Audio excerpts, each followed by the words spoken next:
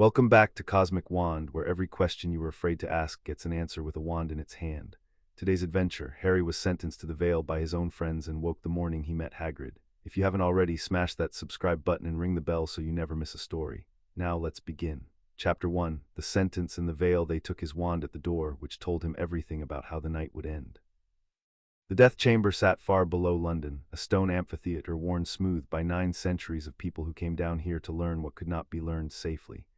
Tiered benches descended toward a sunken pit, and in the pit stood a dais, and on the dais rose a stone archway older than the ministry that had built its offices around it.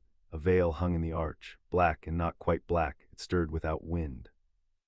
Anyone who stood close enough heard voices in it, and everyone who heard them said something different about what the voices said. Harry Potter had stood close to it before. He knew what it sounded like. He had watched it swallow his godfather when he was 15 years old, and he had spent 16 years since telling himself the arch was only stone and the whispering only a draught. He no longer had the luxury of that lie. They were going to put him through it. Aurors walked him down the aisle between the benches, one at each elbow, both of them younger than he was and neither willing to look at him. He knew the type. He had trained the type. He had pulled boys like these out of collapsed buildings during the Second War and taught them how to keep their wands dry in the rain, and now they held his arms so he would not run, though he had no intention of running. Running required somewhere to go. The ministry had spent 4 months making certain he had nowhere left. The benches were full. People came to see the thing they had been afraid of get smaller, to watch the boy who lived become the one who didn't. He recognized faces in the rows, colleagues, neighbors, people he had bled for. They looked at their hands. At the front, on a raised bench draped in the plum of the Wisengamot, sat the panel that had voted. He made himself count them. It was a habit from the war, counting what stood in front of you before it moved, and habits were what he had instead of hope now. 14 seats, 12 had raised their wands for the sentence. He knew which 2 had not, because those 2 were not on the panel at all. One of them, Neville Longbottom, had stood up in the public gallery during the reading of the charges and shouted that the whole proceeding was a murder dressed in robes, and it had taken 4 Aurors to carry him out, and Harry had heard him still shouting in the corridor after the doors sealed.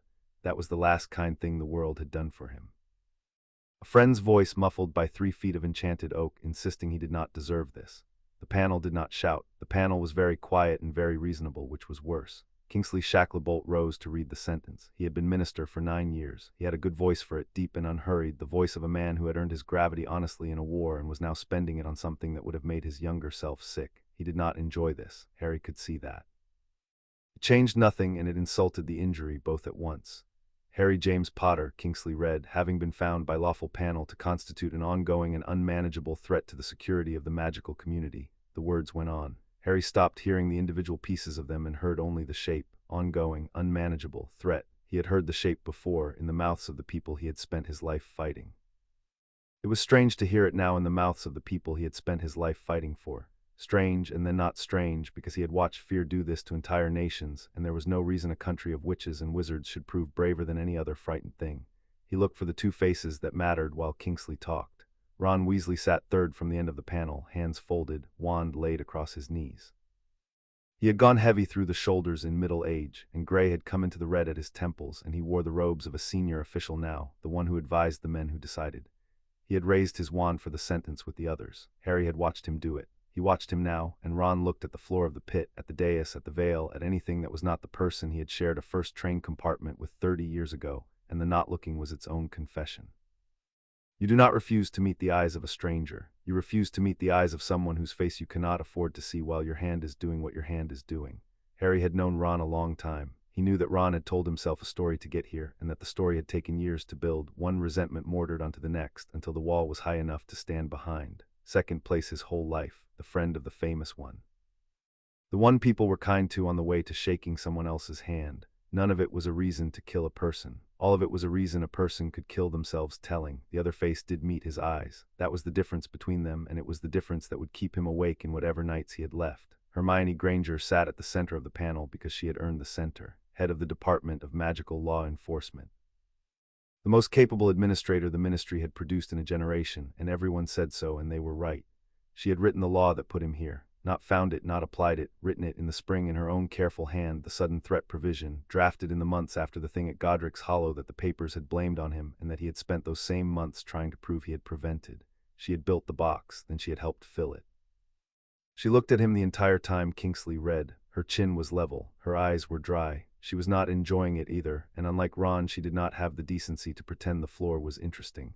She believed what she was doing. That was the thing about Hermione that people who had never worked beside her failed to understand. She was not cruel, and she was not a coward, and she could not be bought, and every one of those virtues had been turned, over 20 years of careful reasoning, into the machinery that was about to kill him. She had decided that he was a danger the world could not survive, and having decided it, she had done the necessary thing, and she would go home tonight and sleep, because a person who does the necessary thing has nothing to keep her awake. He had loved her like a sister for most of his life. He understood, watching her, that she had reasoned her way out of the sister and into the statute, and that the reasoning had felt at every step like conscience. That was the knife, not Ron's cowardice, Hermione's clarity. The sentence of this panel is that you be delivered this night to the Vale, and that through it you be returned to the natural death from which you have too long been spared. Kingsley lowered the parchment. For one moment he looked at Harry directly, and there was something in it that a more forgiving man might have called an apology. For what it's worth, the minister said low off the record, I never believed you'd become him. I believed the world couldn't hold both of you at once and stay standing. I'm sorry it came to arithmetic. It didn't, Harry said. His voice came out level. 16 years of command had beaten the shake out of it a long time ago. You chose the arithmetic because it let you not choose me. There's a difference, Kingsley. You'll find it eventually. It'll be about 3 in the morning and you won't be able to put it down. Kingsley's jaw moved. He said nothing. He gestured, and the Aurors turned Harry toward the dais. The walk to the arch was 11 steps. He counted those 2. The stone under the veil was cold through the thin prison slippers, and the whispering up close was the sound he remembered, a great many voices speaking just under the threshold of sense, and among them he had always been certain, one he knew. Sirius had gone through here laughing. Harry had promised himself at 15 that if the arch was a door he would find where it went and bring his godfather back. He had not kept the promise. He had grown up instead, fought a second war, won it, and been thanked with a bench of familiar faces and a length of black cloth.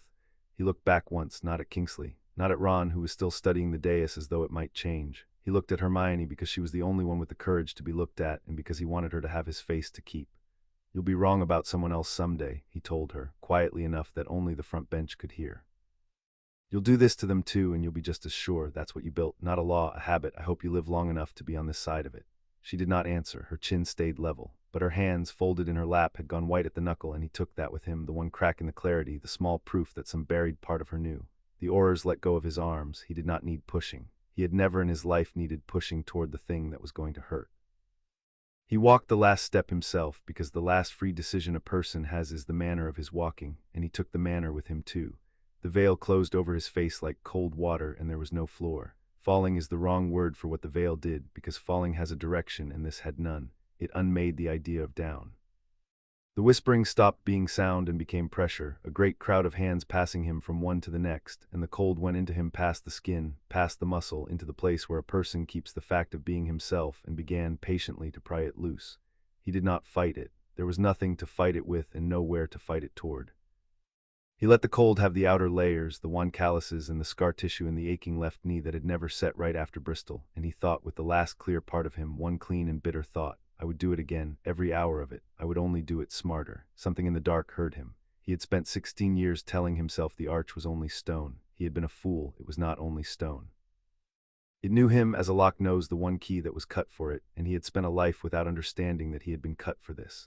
3 objects, a cloak that had passed through his family since death was a rumor, a stone he had dropped in a forest, dying at 17, a wand that had never once bent to anyone who tried to take it from him by force. He had held all 3 at once on one impossible night, and he had put them down and never thought about what holding them had made him. Death did not take the master of its own instruments. It could not. The arch had been built to send souls on, and his would not go, and so the pressure, having nowhere forward to push him, pushed him the only other direction a soul can be pushed, back, not through years exactly. Souls do not keep time the way clocks do. It pushed him back to the last place he had been entirely, unarguably himself, before the world had spent 30 years teaching him to be careful. It pushed him to the anchor. It pushed him home. The cold peaked and broke and became an ordinary, specific cold, the cold of a stone floor under a thin blanket, the cold of rain coming in under a warped door, the cold of a night in a shack on a rock in the middle of a black and heaving sea. Harry opened his eyes in the dark and knew, before he had a single coherent thought, that his glasses were broken in the middle and mended with tape, and that the tape was his own doing, and that he had not owned a pair of glasses mended with tape in 20 years. He lay very still. He was small. That was the first fact, and it arrived through his whole body at once, as a temperature arrives. His hands, when he brought them up in the dark, were a child's hands, unscarred, the knuckles smooth, the left one whole where a curse in the last week of the war had taken 2 of the tendons and left it stiff for the rest of his life. There was no stiffness, there was no scar. There was a thin cotton pajama top gone gray with other people's washing, and a body that weighed nothing, and a heart going fast and light, in a chest with no weight of years pressing on it. Above him, someone enormous was snoring. To his right, on a sagging sofa, a very large boy turned over in his sleep, and the luminous dial of a wristwatch swung into view as his arm flopped down and the little glowing hand stood at 11 minutes to midnight. Harry knew this room. He had spent 30 years not thinking about this room, and he knew every inch of it. The two rooms, rather, the shack Vernon Dursley had rented in a panic to escape the letters, the one place in all of England Vernon had been certain no owl could find. The storm outside was the storm he remembered. The dead fire in the grate was the dead fire. On the floor near his makeshift bed, he had drawn a small cake in the dust with his finger before he slept, because it was going to be his birthday and no one else was going to mark it. He turned his head and looked at the dust, and there it was, the wobbling cake, 11 candles scratched in with a fingertip. His eyes were wet. He let them be. There was no one to see, and he had earned it, and grief was the only word big enough for the thing sitting on his chest, so he used it once in the privacy of the dark and did not use it again. He was 11 years old. He was 31 years old. He was lying on the floor of the hut on the rock, and in 11 minutes a great fist was going to come down on the door and change his life, and this time he knew exactly who was on the other side of it, and exactly what it would cost, and exactly how the story ended if he let it run as it had run before. He was not going to let it run as it had run before. He sat up. Slowly, because a body relearns itself, and a mind that has commanded a soldier's frame for half a life does not instantly trust a child's balance. He flexed the small, unscarred hands. He tested the light weight of himself. He looked without much feeling at the fat, sleeping shape of his cousin, and then at the mountainous shape on the other bed that had to be his uncle, and he did the sum that had kept him alive through 2 wars, the sum he did in every room he entered. Exits, threats, assets, time. The exit was a door about to be broken down by a friend. The threats in this room were asleep and would stay asleep. His assets were nothing at all materially, no wand, no gold, no name yet worth anything, and everything entirely in the one place that mattered. He had the future. The whole 30 years of it, war and peace and war again, every name and date and secret, sat in his head, undamaged, sharper now than it had ever been because he was looking at it from before instead of during. He knew where every horcrux was hidden, the ring in the gaunt shack, the diadem in the castle, the locket that would poison a house, the cup behind 100 goblin wards, the diary a blonde man would slip into a girl's cauldron next summer. He knew his godfather was alive this minute, screaming himself thin in a stone cell for a murder another man had done, and he knew the murderer was a rat, and he knew where the rat slept. He knew a great deal about people who had not yet done any of it, and about people who had done all of it and did not know it yet. He knew the 2 children who would, in 30 years, put him through a stone arch. They were 11. One of them was, tonight, asleep in a crooked house full of brothers, dreaming about a school he had heard about his whole life. The other was in a tidy suburb, reading a book too advanced for her by torchlight, terrified and thrilled that the world had turned out to be bigger than she had been promised. They had not betrayed anyone. They had not so much as met him. They were tonight exactly as innocent as the child scratching a cake into the dust, and that was going to be the hardest arithmetic of all, harder than Kingsley's, and he was going to have to do it every day for years. He could not hate them. He tried, sitting on the cold floor, to summon the clean, useful thing that had walked him to the arch, and it would not come for 2 11-year-olds who had done nothing. What came instead was worse. Ron laughing in a tent in the woods, half-starved, splitting the last of a squash sandwich 2 ways without being asked. Hermione at 14, dry-eyed and ferocious an hour after sobbing in a bathroom, working out how to save all their lives with a bird in a mirror. They had been his once before the years and the resentments did their patient work. His friends had not been monsters. They had been ordinary, and ordinary people, given enough time and enough terror, will build a box for anyone. So he would not give them the time. He would not give them the fear. He would not give the world the war that had done the mortaring. That was the plan, whole and cold, arriving before the strategy that would fill it in. Not revenge, prevention. He was not going to punish 2 children for a future he could still prevent from existing. He was going to reach into the machine that had made them into his executioners and take it apart while it was still small enough to lift. He got to his feet in the dark, steadied himself against the wall, and waited for the door, and did not have to wait long. The luminous watch on his cousin's wrist crept toward the top of the hour. Boom. The whole shack shook. Dudley jerked awake with a squeal. Vernon came off the other bed with a shotgun in his hands, which Harry had forgotten about, and which he now watched with the flat attention of a person who had seen what actual violence looked like and knew this was not it. Boom. The door strained on its hinges. "Who's there?" Vernon bellowed. "I warn you, I'm armed." Harry stood quietly in the middle of the room while the past came for the door. Somewhere on the far side of it was a very large, very kind man with a pink umbrella and a birthday cake squashed flat in his pocket, a man who had been the first person in Harry's whole life to look at him and be glad he existed. Rubeus Hagrid had carried him out of the ruins of one house as a baby, and was about to carry him out of the ruin of this life as a child, and had never once, in all the years between, asked for anything back. Harry had watched a lot of people betray a lot of others. He had also watched a few refuse to, at ruinous cost to themselves, and Hagrid was the first name on the short list. Whatever else this second life became, he decided, standing in the dark with his heart going light and fast, that debt was going to be paid in full. The door came off its hinges and fell flat into the room, and rain and wind and an enormous shape came in behind it, and a voice like a landslide with a warm center said, "Sorry about that." Hagrid filled the doorway and then filled the room. He picked the fallen door up like a tray of glasses and fitted it back into the frame, and the storm's roar dropped to a mutter. He was exactly as Harry had kept him, without knowing he had kept him. The wild black hair and beard with the face somewhere in the middle of it, the beetle eyes bright and kind, the moleskin coat with 100 pockets. Seeing him whole and young and unburdened by any of the things that were going to happen to him did something to Harry's chest that he had no intention of examining while there was an audience. "Couldn't make us a cup of tea, could ya?" Hagrid said, moving to the cold fire. "It's not been an easy journey." He did the whole thing then, the thing Harry had watched him do once already, in a life the friend across from him would never know about. He lit the fire with a jab of the pink umbrella. He produced sausages from the deep pockets and a poker to cook them on. He rounded on Dudley, who had edged toward the food, and produced from another pocket a squashed white box that turned out to hold a chocolate cake with green icing, HAPPEBIRTHDAE, Harry written across it in a hand that had never held a pen easily. Harry took the cake. He had, in the other life, been too astonished to say much. He was astonished now too, but it was a different astonishment, aged and complicated, and it came with the knowledge that the friend who had misspelled his name had walked to the ends of England in a storm to bring a cake to a child no one else had remembered, and would keep doing things like that until it got him hurt. "Thank you," Harry said, and meant it in two directions at once, and made sure only one of them showed. "Ye don know what ye are," Hagrid said, settling his bulk onto the sofa, which groaned, and then when Harry said nothing, gentler, "Harry, ye are a wizard." Vernon found his voice from the corner where he had retreated with the shotgun. "He is not, he is," Hagrid said, and there was iron under the warmth, and Vernon subsided. Hagrid turned back to Harry, and his great face was uncertain now, unsure how much this thin quiet child already knew, unsure whether he was about to break some terrible news. "Ye mean ter tell me," he said slowly, "that ye don know, never wondered where your mum and dad learned it all." This was the moment. Harry had thought about it in the 11 minutes before the door came down, thought about it with the cold precision that had replaced most of his softer machinery, and he had made a decision. He was not going to reveal what he knew, not to Hagrid, who could not keep a secret from a locked chest, and certainly not to Dumbledore, who would be waiting at the far end of Hagrid's report for any thread that did not match the pattern he expected. A child who already understood everything was a puzzle. Puzzles got studied. He had spent a life being studied, and he was done with it. He was going to be, to everyone watching, exactly the child they expected, curious, a little overwhelmed, quick but not impossibly quick.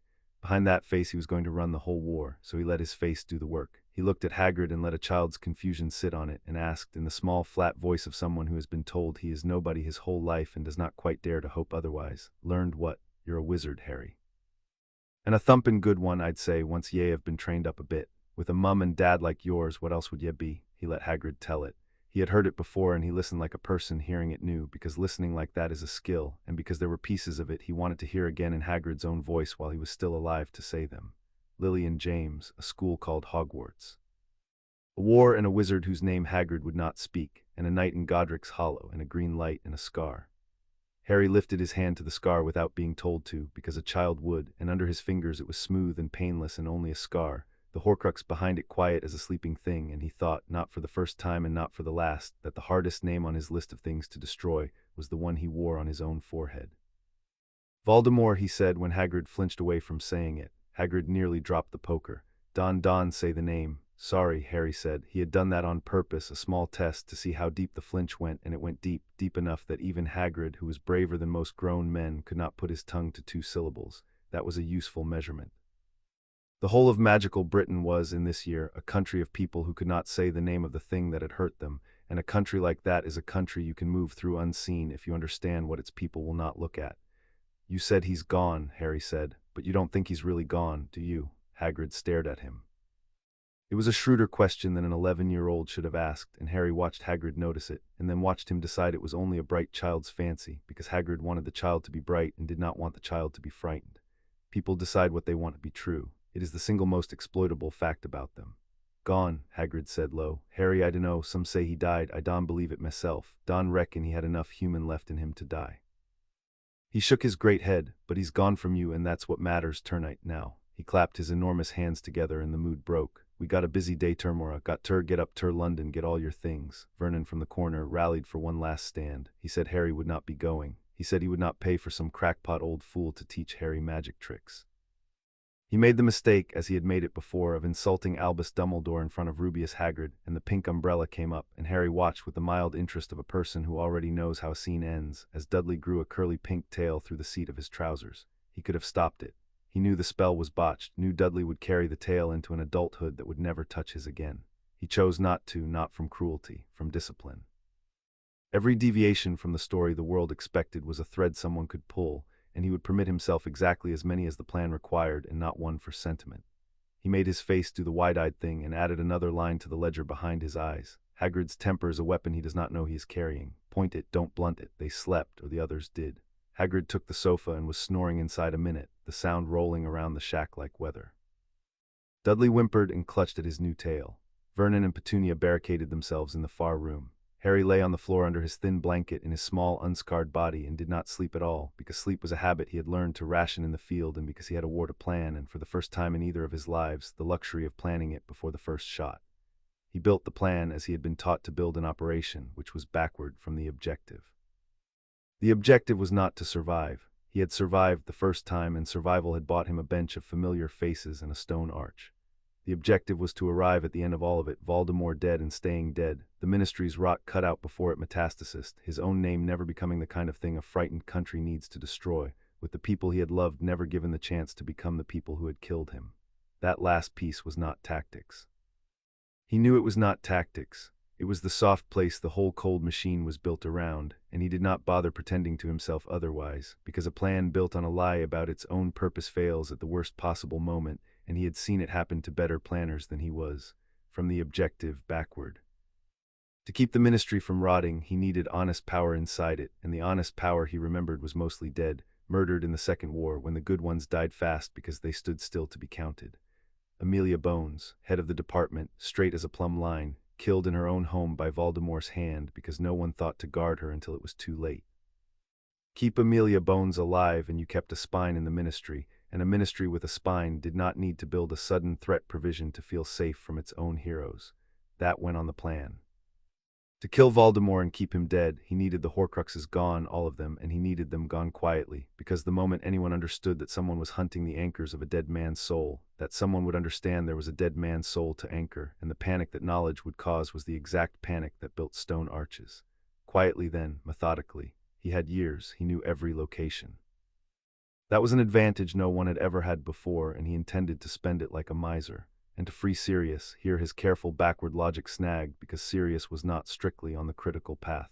Sirius did not need to be free for Voldemort to die. Harry made himself look at that squarely, as he made himself look at everything, and then he made a decision that was not tactical and did not pretend to be. Peter Pettigrew was going to be caught, and Sirius Black was going to walk out of Azkaban into the daylight, because Harry had spent 30 years knowing that his godfather had died alone in the dark for another man's crime, and he was not going to spend a second 30 years knowing it was preventable and doing nothing. Some things you did because they were efficient. Some things you did because a life spent only doing efficient things is how you become the sort of person the world decides it has to put through an arch. He wrote Sirius on the plan in the same hand as the rest and did not apologize to himself for it. The rat was the key to that door, Scabbers. Ron Weasley's fat old rat, missing a toe on one paw, asleep at this very moment in a boy's pocket in a crooked house in Devon, the one piece of physical evidence in all of Britain that could clear an innocent man and hang a guilty one. Harry knew where the rat was. He knew where it would be on the 1st of September, on a scarlet train, in the compartment he had shared with its owner in another life. The trick was going to be taking it without becoming a puzzle, and he turned the problem over in the dark, testing approaches as he tested a doorframe before he trusted it with his weight, and by the time the storm began to thin toward morning, he had the shape of it. He did not have the rest of it. He was a realist about that. He had the objective in the first 3 moves, and he had 30 years of a map, and he had a child's body that would tire and a child's voice that would not be listened to and 100 adults about to arrange themselves around him with plans of their own. Dumbledore chief among them. He thought about Dumbledore for a while and found that his feeling there had gone somewhere quiet over the years, past anger and out the other side into something more useful. Albus Dumbledore had loved him and used him in that order and at once, and had meant well every hour of it, and had raised him like a pig for slaughter with wet eyes. Harry had simply learned at ruinous cost never to mistake being loved for being safe. Dumbledore would run this war as he had run the last one, from behind a screen, moving his pieces and telling them only what he judged they could bear. Harry had been the favorite piece. He was going to be the second player at the board, and Dumbledore was not going to know there was one until it was far too late to do anything but adjust. The sky in the one grimy window went from black to the color of a bruise. Hagrid's snoring changed rhythm and stopped. Harry closed his eyes at last and let his face go slack and young, and when the great hand came down gently on his shoulder to wake him for the journey to London, he let himself be woken and blinked up at the kind ruined face above him, and said in a child's rusty morning voice the truest thing he had said all night. "I dreamed you were real," he said. "I'm glad I was wrong." Hagrid's eyes went bright and wet, and he turned quickly away to pretend to see about the fire, and Harry lay still a moment longer in the grey light, 11 years old and 31 years old, and let Hagrid have his moment of being loved because it was true, and because he had earned it, and because a war run entirely on lies is a war you have already lost the important part of before it starts. Then he got up into the cold into the first morning of the rest of it and went to get his things. The sea had gone flat and grey by the time they left the rock, and the boat Vernon had hired the night before sat waiting at the little jetty, half full of rain. The Dursleys did not come to see them off. They stood in the doorway of the shack, three pale shapes, and looked at Harry as though he were already a stranger, which suited everyone. He had spent a great deal of his first childhood trying to earn a place in that doorway. He looked back at it now and felt the absence of the old wanting, a tooth gone, noticed only by the smoothness where it used to ache. Hagrid stepped into the boat and it settled alarmingly under him, and Harry climbed in after and took the seat in the bow, and Hagrid tapped the gunwale twice with the pink umbrella. The boat came alive under them and set off toward the mainland at a speed no oars could have managed. "Seems a shame to row," Hagrid said, tucking the umbrella away. "If we can speed things up a bit, I'd be grateful if you didn't mention that to anyone at Hogwarts." "You're not allowed to do magic," Harry said. It was not a question. He knew the shape of Hagrid's history, the expulsion in his 3rd year, the snapped wand hidden in the pink umbrella, the whole gentle tragedy of a man punished at 13 for a crime he had not committed and never once made bitter by it. There was a symmetry in that Harry noticed and set aside for later. Another innocent, sentenced young. The pattern was older than he had understood. "Well, not strictly, no," Hagrid admitted, and looked so uncomfortable that Harry let it drop and watched the water instead. He thought about Azkaban while the coast came up out of the mist. It sat somewhere north of them in the sea, a black fortress full of black-cloaked things that ate the light out of a person, and in its serious black was lying on a stone floor keeping himself sane with the one thought a Dementor could not eat because it was not a happy one. "I am innocent." He had held that dry fact for 10 years and would hold it 2 more if the story ran as it had run before. Harry was not going to make him. He turned the coming autumn over, the train and the rat and the machinery of proof, and built it and tested it and built it again while Hagrid pointed out landmarks in the fog. The mainland gave them a grimy harbor and then a train full of ordinary commuters who stared at Hagrid and pretended not to. He took up 2 seats and knitted an enormous canary-yellow thing that might have been a tent and read a newspaper whose photographs moved. Harry watched the country go by and let Hagrid fill the silence, steering it gently, with pressure so light a large friendly animal believes it is choosing its own direction. He learned the itinerary without asking for it. Gringotts first for money, and Hagrid patting the breast of his moleskin coat where something crackled, a letter, Hogwarts business, Dumbledore's trusted me with it, very important.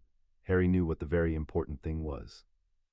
A grubby little package would come out of Vault 713 today, a package the size of a large egg wrapped in brown paper, and it would go into that same pocket, and it would be the reason a stammering professor with a second face under his turban would try to rob a bank before the year was out. The Philosopher's Stone. The whole first act of a war Harry had already fought, about to be set in motion by a kind man running an errand, and Harry could have reached across the aisle and stopped it with 4 sentences and would not, because a child who knew about Vault 713 was a child who had to be explained, and Harry did not intend to be explained by anyone ever again. He would deal with Quirrell his own way, in his own time, from a direction no one was watching. That went on the plan too, 3rd or 4th move, low priority precisely because he knew exactly how it ended and knew that Voldemort's first attempt was the least dangerous of all the attempts to come. Let the Wraith reach for the stone. Let it fail as it had failed before, or let Harry make it fail sooner and quieter. The important thing was not to be seen deciding anything about it. "Ye have gone quiet," Hagrid said, peering at him over the newspaper, "not having second thoughts." "A tur take in, I know." "No second thoughts," Harry said. "I was just thinking about my parents." That was true enough to pass and had the virtue of ending the conversation, because Hagrid's face crumpled and he went back to his knitting and left the child to himself. And the child sat in the rattling train with 30 years behind his eyes and planned the fall of 2 governments and the death of a soul kept in 7 jars, and let everyone believe he was lost in a mother he could not remember. He had learned you could do 2 things at once if one of them was true. London came up grey and enormous in the afternoon. They came out of a great echoing station into streets thick with people, and Hagrid moved through the crowd like a ship through small boats, and Harry kept close and watched everything, because watching everything was not a habit he was going to let a child's body talk him out of. He clocked the station exits. He clocked the men who looked twice at Hagrid and the one who looked twice at Harry and turned out to be looking at a bus. He was not expecting an attack. No one this summer knew to attack him. But the watching was who he was now, worn past the place where habits live and down into the place where reflexes are kept, and it had kept him alive through things this street could not imagine. They turned off a broad, busy road into a narrower one, and there, between a big bookshop and a record shop, sat a grubby little pub that the crowd slid past without seeing, their eyes going from the bookshop to the record shop and skipping the dark doorway in between. To them it was not there.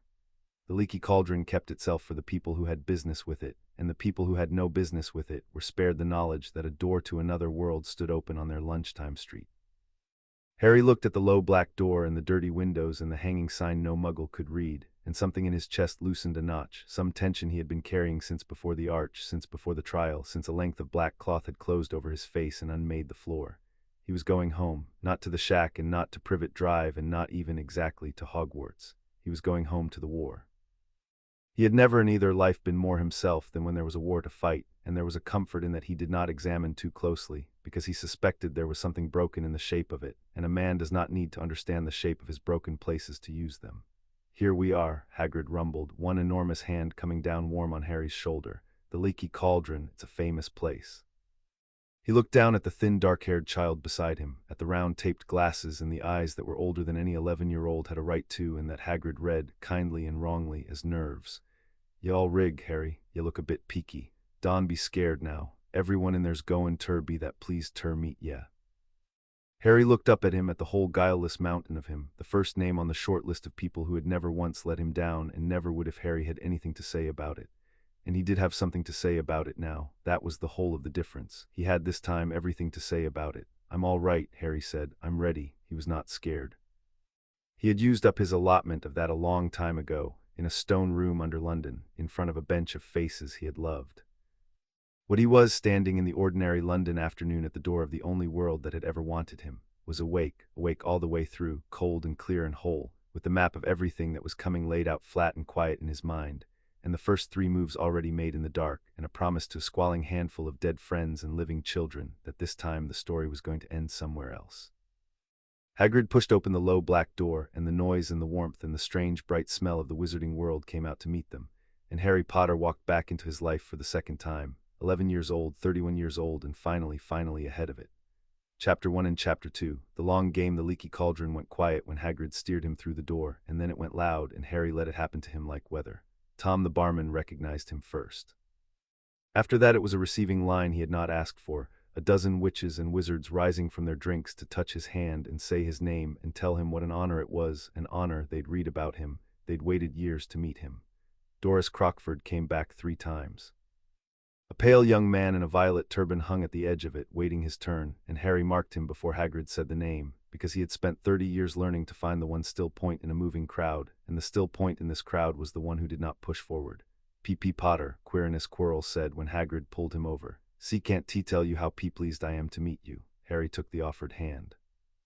He had thought about this handshake in the small hours on the floor of the shack, turned it over more than any other single moment of the day, because everything depended on what he learned in it and on giving nothing back. He held the thin, damp fingers, and he looked into the watery eyes, and he let a low, patient part of his mind, the part he had built over years of being hunted by a creature that lived inside other people, go quiet and listen. There was fear in Quirrell, the ordinary kind, the sweat of a weak man who had gone looking for power and found something that was using him up from the inside.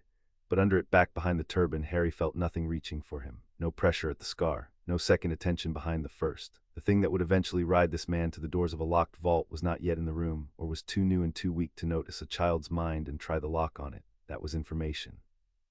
It meant the possession was recent, or still coming, and that the wraith had not yet learned to look out through Quirrell's eyes and recognize the shape of what it hated. It meant Harry had a window. He closed his hand around the fact and let none of it reach his face. You teach defense, Harry said, a child's flat statement, half a question. Defense against the dark arts, Quirrell managed, and something behind the stammer flickered, some appetite Quirrell himself might not have known he had. And not that you'll be needing it, Potter? He laughed, a wet nervous sound, and took his hand back, and Harry let him have it and thought with the cold arithmetic that had become the whole floor of him. You are already dead. You do not know it yet. I know the day and the manner. The only question I have not settled is whether I let it happen as it happened or move it up. He made no note of it. He did not need to. He would not forget a syllable. He had a mind now that held everything and released nothing, and it was the most expensive thing he owned. Hagrid got him free of the crowd at last, out through the back into a small walled yard where a dustbin stood against old brick, and tapped the bricks in the pattern Harry could have tapped in his sleep, and the wall folded itself open onto Diagon Alley. He had promised himself he would not let it move him. He let it move him anyway a little, because the alternative was to be a man so armored that nothing got in, and he had met men like that at the end, and they were no use to anyone including themselves. The crooked shops leaned over the cobbles, cauldrons stacked outside an apothecary, a broomstick in a window with a knot of boys pressed to the glass. Smell of it, which was the smell of the only world that had ever wanted him, dung and cauldron smoke and something sweet from the ice cream place on the corner. He was home. He kept walking and kept his face young, and underneath the young face he began methodically to shop for war. Gringotts first, because everything ran on gold, and because gold was the first thing on his short list that he could actually put his hands on today. The white marble hall swallowed Hagrid's voice and made it small. Goblins worked at the long high counters, weighing gems, scratching in ledgers, and Harry looked at them and revised quietly an old mistake. In his first life he had thought of the goblins as scenery, and then, at 17, he had lied to one and robbed a vault and lost more by it than he had ever gained. He was not going to make the withdrawal of trust the first note in that relationship this time. He was going to make a deposit. Mr. Potter's key, Hagrid rumbled to the goblin at the counter, producing it from a pocket after a small performance of searching. And there's this too. He laid a letter on the counter, official, sealed. It's about the you-know-what in Vault 713. The goblin read the letter twice. Very well, he said, Griffook. Harry heard the number and gave it nothing, not a flick, though he could have drawn the grubby brown paper package from memory, could have named the one it was for and the thief it would bring and the mirror it would end in front of. Vault 713. The Philosopher's Stone, out for a walk in a giant's pocket. He looked at the marble floor and thought about how many people would spend the coming year moving toward a locked door, and how not one of them would suspect that the child in the cart already knew what waited behind it. The cart ride down was the same plunge he remembered, the same rush of cold air, the same underground lake glimpsed far below. Hagrid went green and gripped the side. Harry watched the tunnels flick past and thought about the vaults he could not see, the deep old ones behind the waterfall where the oldest families kept things they had forgotten the shape of, and about one vault in particular, 711 levels of stone away, where a golden cup sat on a heap of counterfeit treasure and waited, patient as a spider, to be one of the last things standing between a dead man and the grave.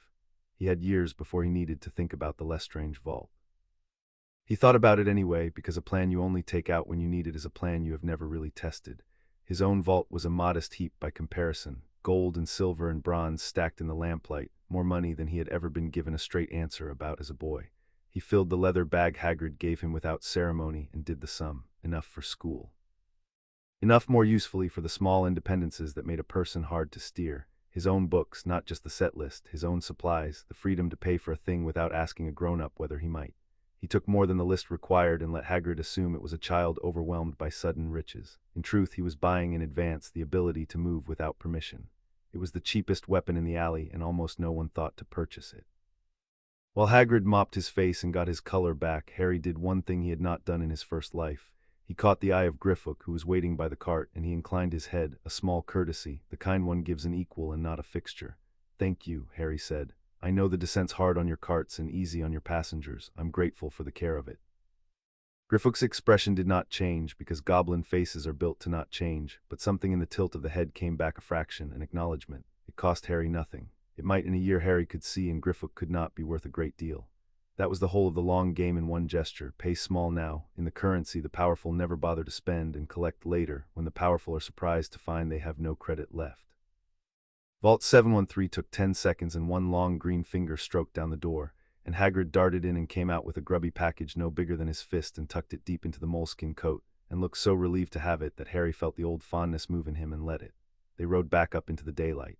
While Hagrid folded the vault key away, Harry stopped at the long counter and waited to be noticed, which took a while, because goblins do not hurry for children. When the clerk finally looked down at him, he spoke quietly, in the register a person uses for business rather than for favors. When I come of age, Harry said, I'll inherit my family's estate. I'd like to understand it before then, not after. Is there a way for a Gringotts client to arrange a full accounting of his house's holdings, vaults, properties, obligations, sent to him in writing, sealed so that only he can open it? The clerk's quill stopped. There is a fee, he said, for a client so young to receive so complete a picture. Then I'll pay it. I'd rather pay a bank to tell me the truth than trust the people who profit from my not knowing it. He let that sit because goblins had spent 1,000 years watching wizards trust the wrong custodians, and there was no flattery in the sentence, only a shared and unsentimental view of how the world worked. I don't need it today.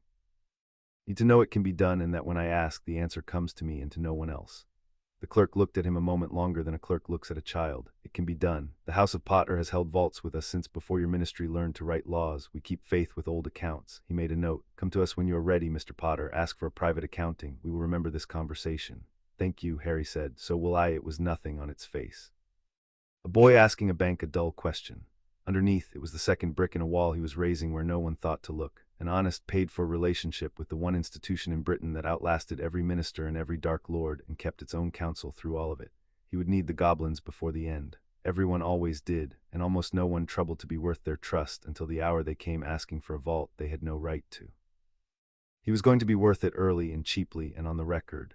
Then Hagrid steered him back out into the daylight and the real shopping began. He let Hagrid herd him to Madame Malkin's for robes and stood on the stool to be pinned, and next to him a pale pointed boy stood on another stool being pinned, and Harry knew the profile before it turned.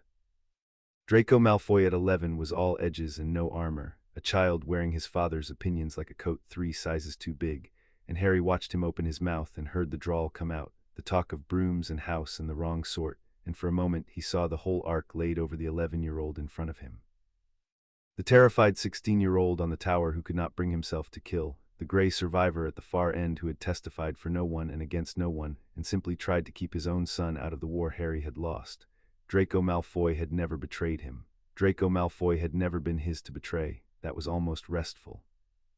I think they'll take the same brooms as everyone else first years, the pale boy was saying, and I'll bully father into getting me one and smuggle it in somehow. Have you got your own broom? No, Harry said. Play Quidditch at all? No. He watched the drawl reach for its next handhold and decided, on nothing more than the tilt of a future he alone could see, to deny it. In his first life he had been baited into disliking this child within a day, and the dislike had hardened on both sides into 8 years of pointless attrition, and none of it had mattered when the world was burning, except that it had cost them both allies they could have used. He was not going to spend this life fighting a war he had already learned did not need fighting. He gave the pale boy nothing to push against, no rise, no scorn, no fear, just a child's mild, unbothered no, and watched the drawl falter for want of a wall. You don't say much, Draco said, uncertain now. No, Harry agreed, and let a corner of his mouth move, not unkind. You'll get used to it. Draco did not know what to do with that, and neither, quite, did the future, and Harry stepped down off the stool with his robes pinned and left Draco looking after him with the particular unease of someone whose script has stopped working. It was not friendship. It was not even a plan yet. It was a door he had chosen to leave unlocked, and he had spent enough of 2 lives behind locked doors to know the value of the ones you leave open. Outside, Hagrid had a surprise. A snowy owl in a cage, a birthday present, because the great soft-hearted mountain of him could not stand to see a child go unmarked twice in one lifetime. Harry looked at Hedwig through the bars, at the amber eyes and the barred white feathers, and something in him that he kept behind good walls pressed hard against them and did not get through, and he was glad of the walls and hated them at once. He had held this owl while she died. He had been 17, and she had been in her cage on the back of a flying motorbike, and a curse meant for him had taken her instead, and he had not had time to grieve her because there had been a war on and there was always a war on. He looked at her now alive, cross about the cage, and he said nothing for a moment because there was nothing a child would say that was equal to it. Thank you, he told Hagrid when he trusted the word. Her name's Hedwig. That's a good name, Hagrid said, pleased. Where'd ya get it? A history book, Harry said, which was true, and which was not why, and the two of them stood in the sun in the middle of the alley, a giant and a child and an owl, and Harry let himself have 3 full seconds of a thing he had no name he was permitted to use for, and then he put it away and went to buy the rest of the war. Flourish and Blots was where he spent longest, and where Hagrid grew most bored, which suited him. He bought the first-year set from the list so the receipt would look like a receipt. Then he moved through the shelves at a browsing child's pace and pulled, one at a time, the books that were not on any list an 11-year-old should be reading, and buried them in the stack so the total looked like enthusiasm rather than intent. A primer on wandless deflection, out of print and mispriced. A thin gray volume on the theory of mental defense that the assistant sold him with a raised eyebrow and a comment about ambitious mothers.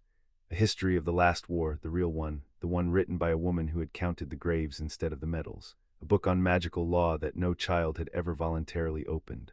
The mind defense book he did not need for its contents. He had learned occlumency the hard way in the field from a woman who had died teaching it to him, and his mind now sat behind walls that had turned aside a dark lord and a ministry both. He bought it because a boy who owned it could be assumed to be a boy who was only beginning to learn, and a beginner is not a threat, and being underestimated was a coat he intended to wear for as long as it kept fitting. Let Snape reach into him at the start of term feast and find the ordinary swirl of a nervous child's surface thoughts. Let Dumbledore's blue eyes rest on him over the goblets and read nothing but a hungry, damaged boy who wanted to belong.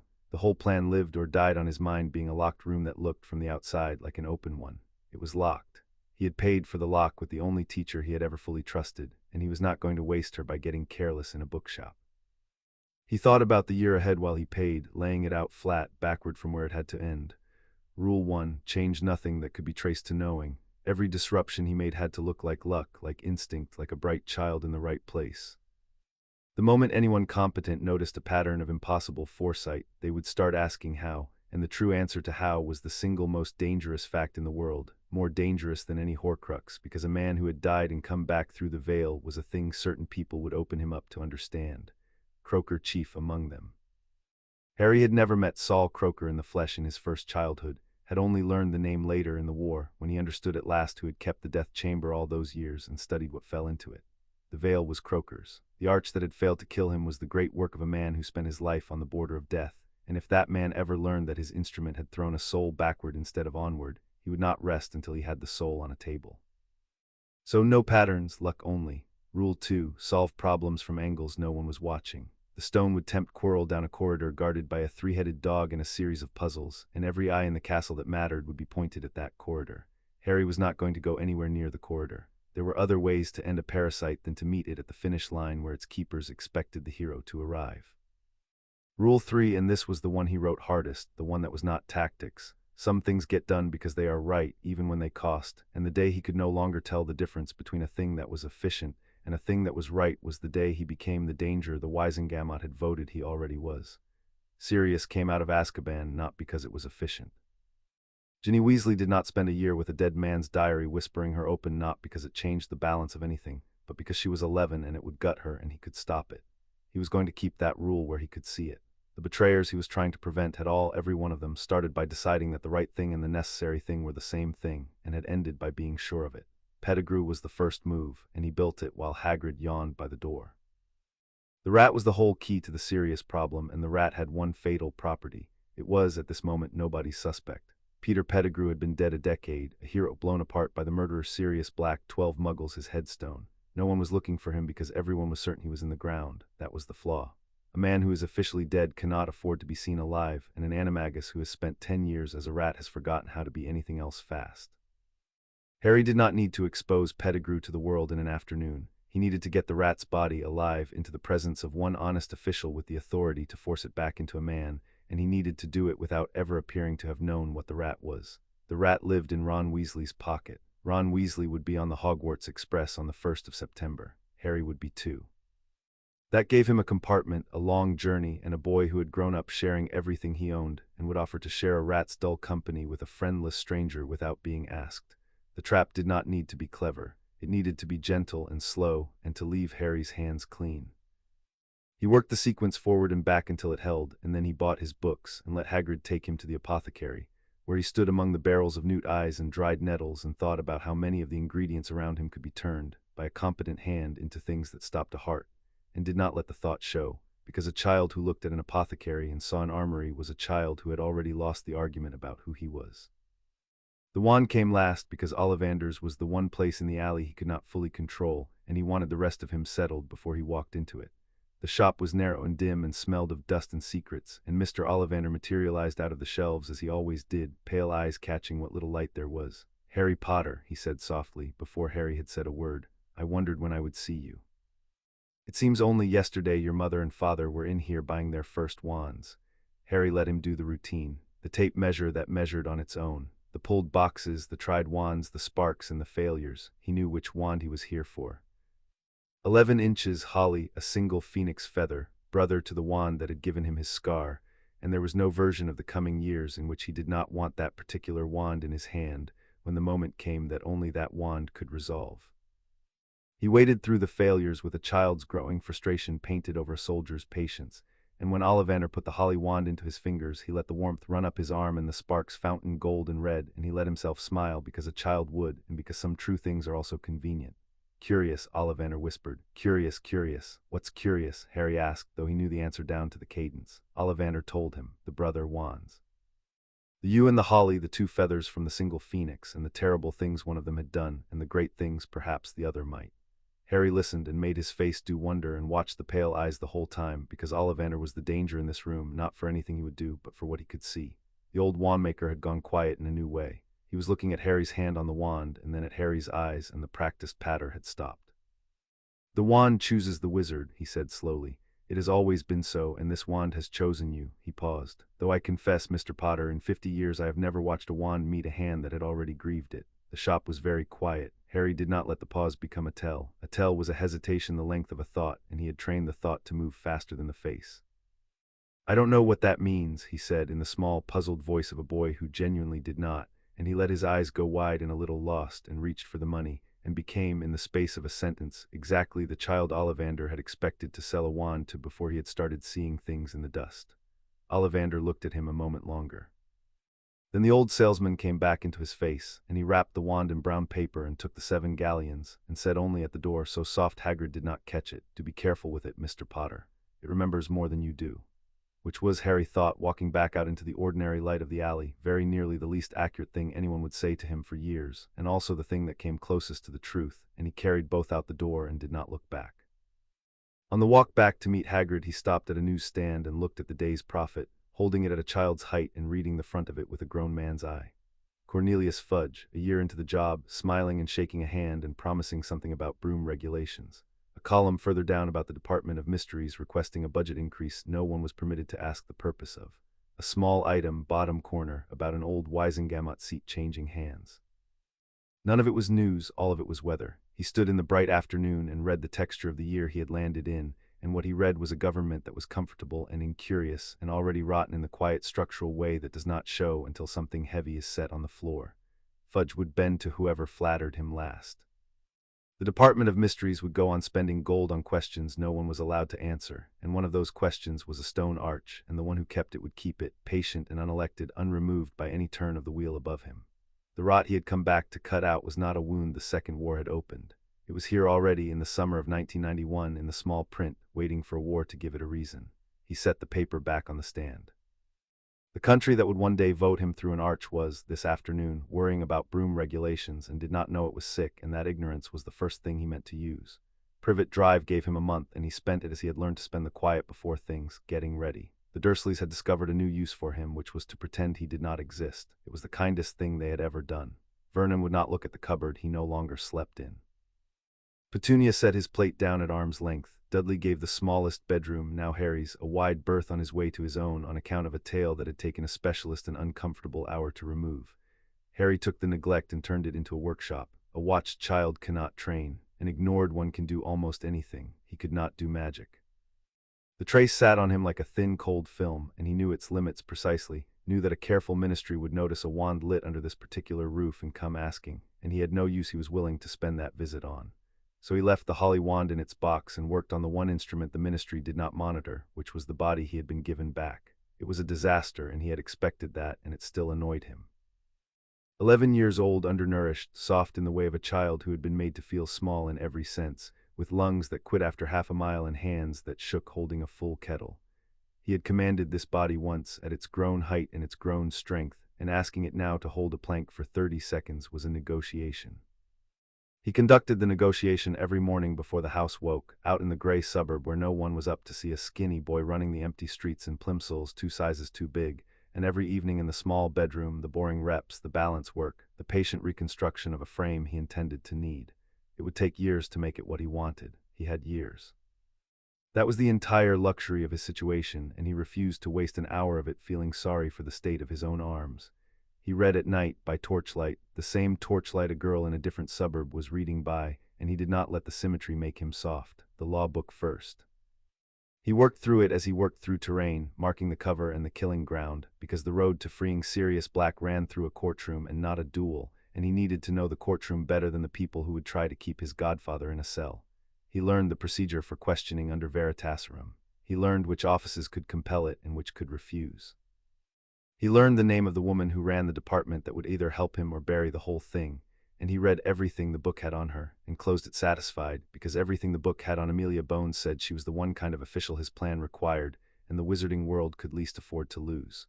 One who could not be frightened and could not be bought, and would follow evidence into a room full of people who did not want her there. He drilled his mind too, every night before sleep, walking the walls of it, checking the mortar. The habit had kept him alive through years of a war fought partly inside his own skull, and he was not going to let it soften now just because the enemy who used to live behind his scar was, this year, a starving shadow clinging to a stammering teacher. The scar was quiet. He kept it that way by keeping himself quiet, ordered, unafraid, giving the fragment nothing to feed on and no crack to widen. He spent 3 of the August nights on a single problem, because it was the one part of the arrival he could not fully control, the first hour at Hogwarts and the 3 perceivers waiting in it. The sorting hat was the sharpest of the 3, and the one occlumency did nothing for. A person shielded a mind against an attack from outside. The hat did not attack from outside. It was set on your head, and it read you from within your own thoughts, an old and patient intelligence 1,000 years deep, and there was no wall a child could raise that it could not simply stand behind. He had turned the problem every way and come out the same door each time. He could not hide from the hat, so he was not going to try. He was going to do the thing that worked with old intelligences and never with young ones, which was tell the truth and ask for a kindness. The hat had sat on the heads of every dark wizard and every hero Britain had produced, and had never once in 1,000 years sold a single one of their secrets. It sorted, and then it kept faith. He was going to let it see the whole of him, the arch and the wars and the 30 years, and trust the one thing about it that the entire school forgot the moment the feast began, that it was discreet by construction, bound to its own confidence more tightly than any oath. He would ask its silence, and he thought it would give it, because a thing that has kept 1,000 years of secrets is not tempted by one more. The house was a smaller question, and he settled it on utility. Slytherin would put him next to the children of the people he would one day have to unmake, which had a certain economy, and would also mark him, in the eyes of every soul who mattered, as a boy to be watched, and being watched was the one thing his whole plan was built to avoid. Ravenclaw suited the mind he actually had, and none of the child he needed to appear to be. So Gryffindor then, the same as before, and not from sentiment. Gryffindor was where the story expected him, where no one would look at him twice for being there, and where, not at all incidentally, a red-haired boy would climb into the dormitory each night with a fat gray rat asleep in his trunk. He needed to be near the rat. The sorting would put him there, and it would look like nothing but the hat agreeing with the world. Snape was the second perceiver and the easiest, because Harry knew exactly what Severus Snape was and exactly what he was not. At the feast, Snape would find him down the length of the hall and look, and the scar would prick, and everyone would assume the prickle meant something about Harry when it only ever meant something about the parasite 3 seats away under a turban. Snape was a Legilimens. Snape would probe out of hatred dressed as duty, and would meet the same locked room everyone met and take from it the same nothing.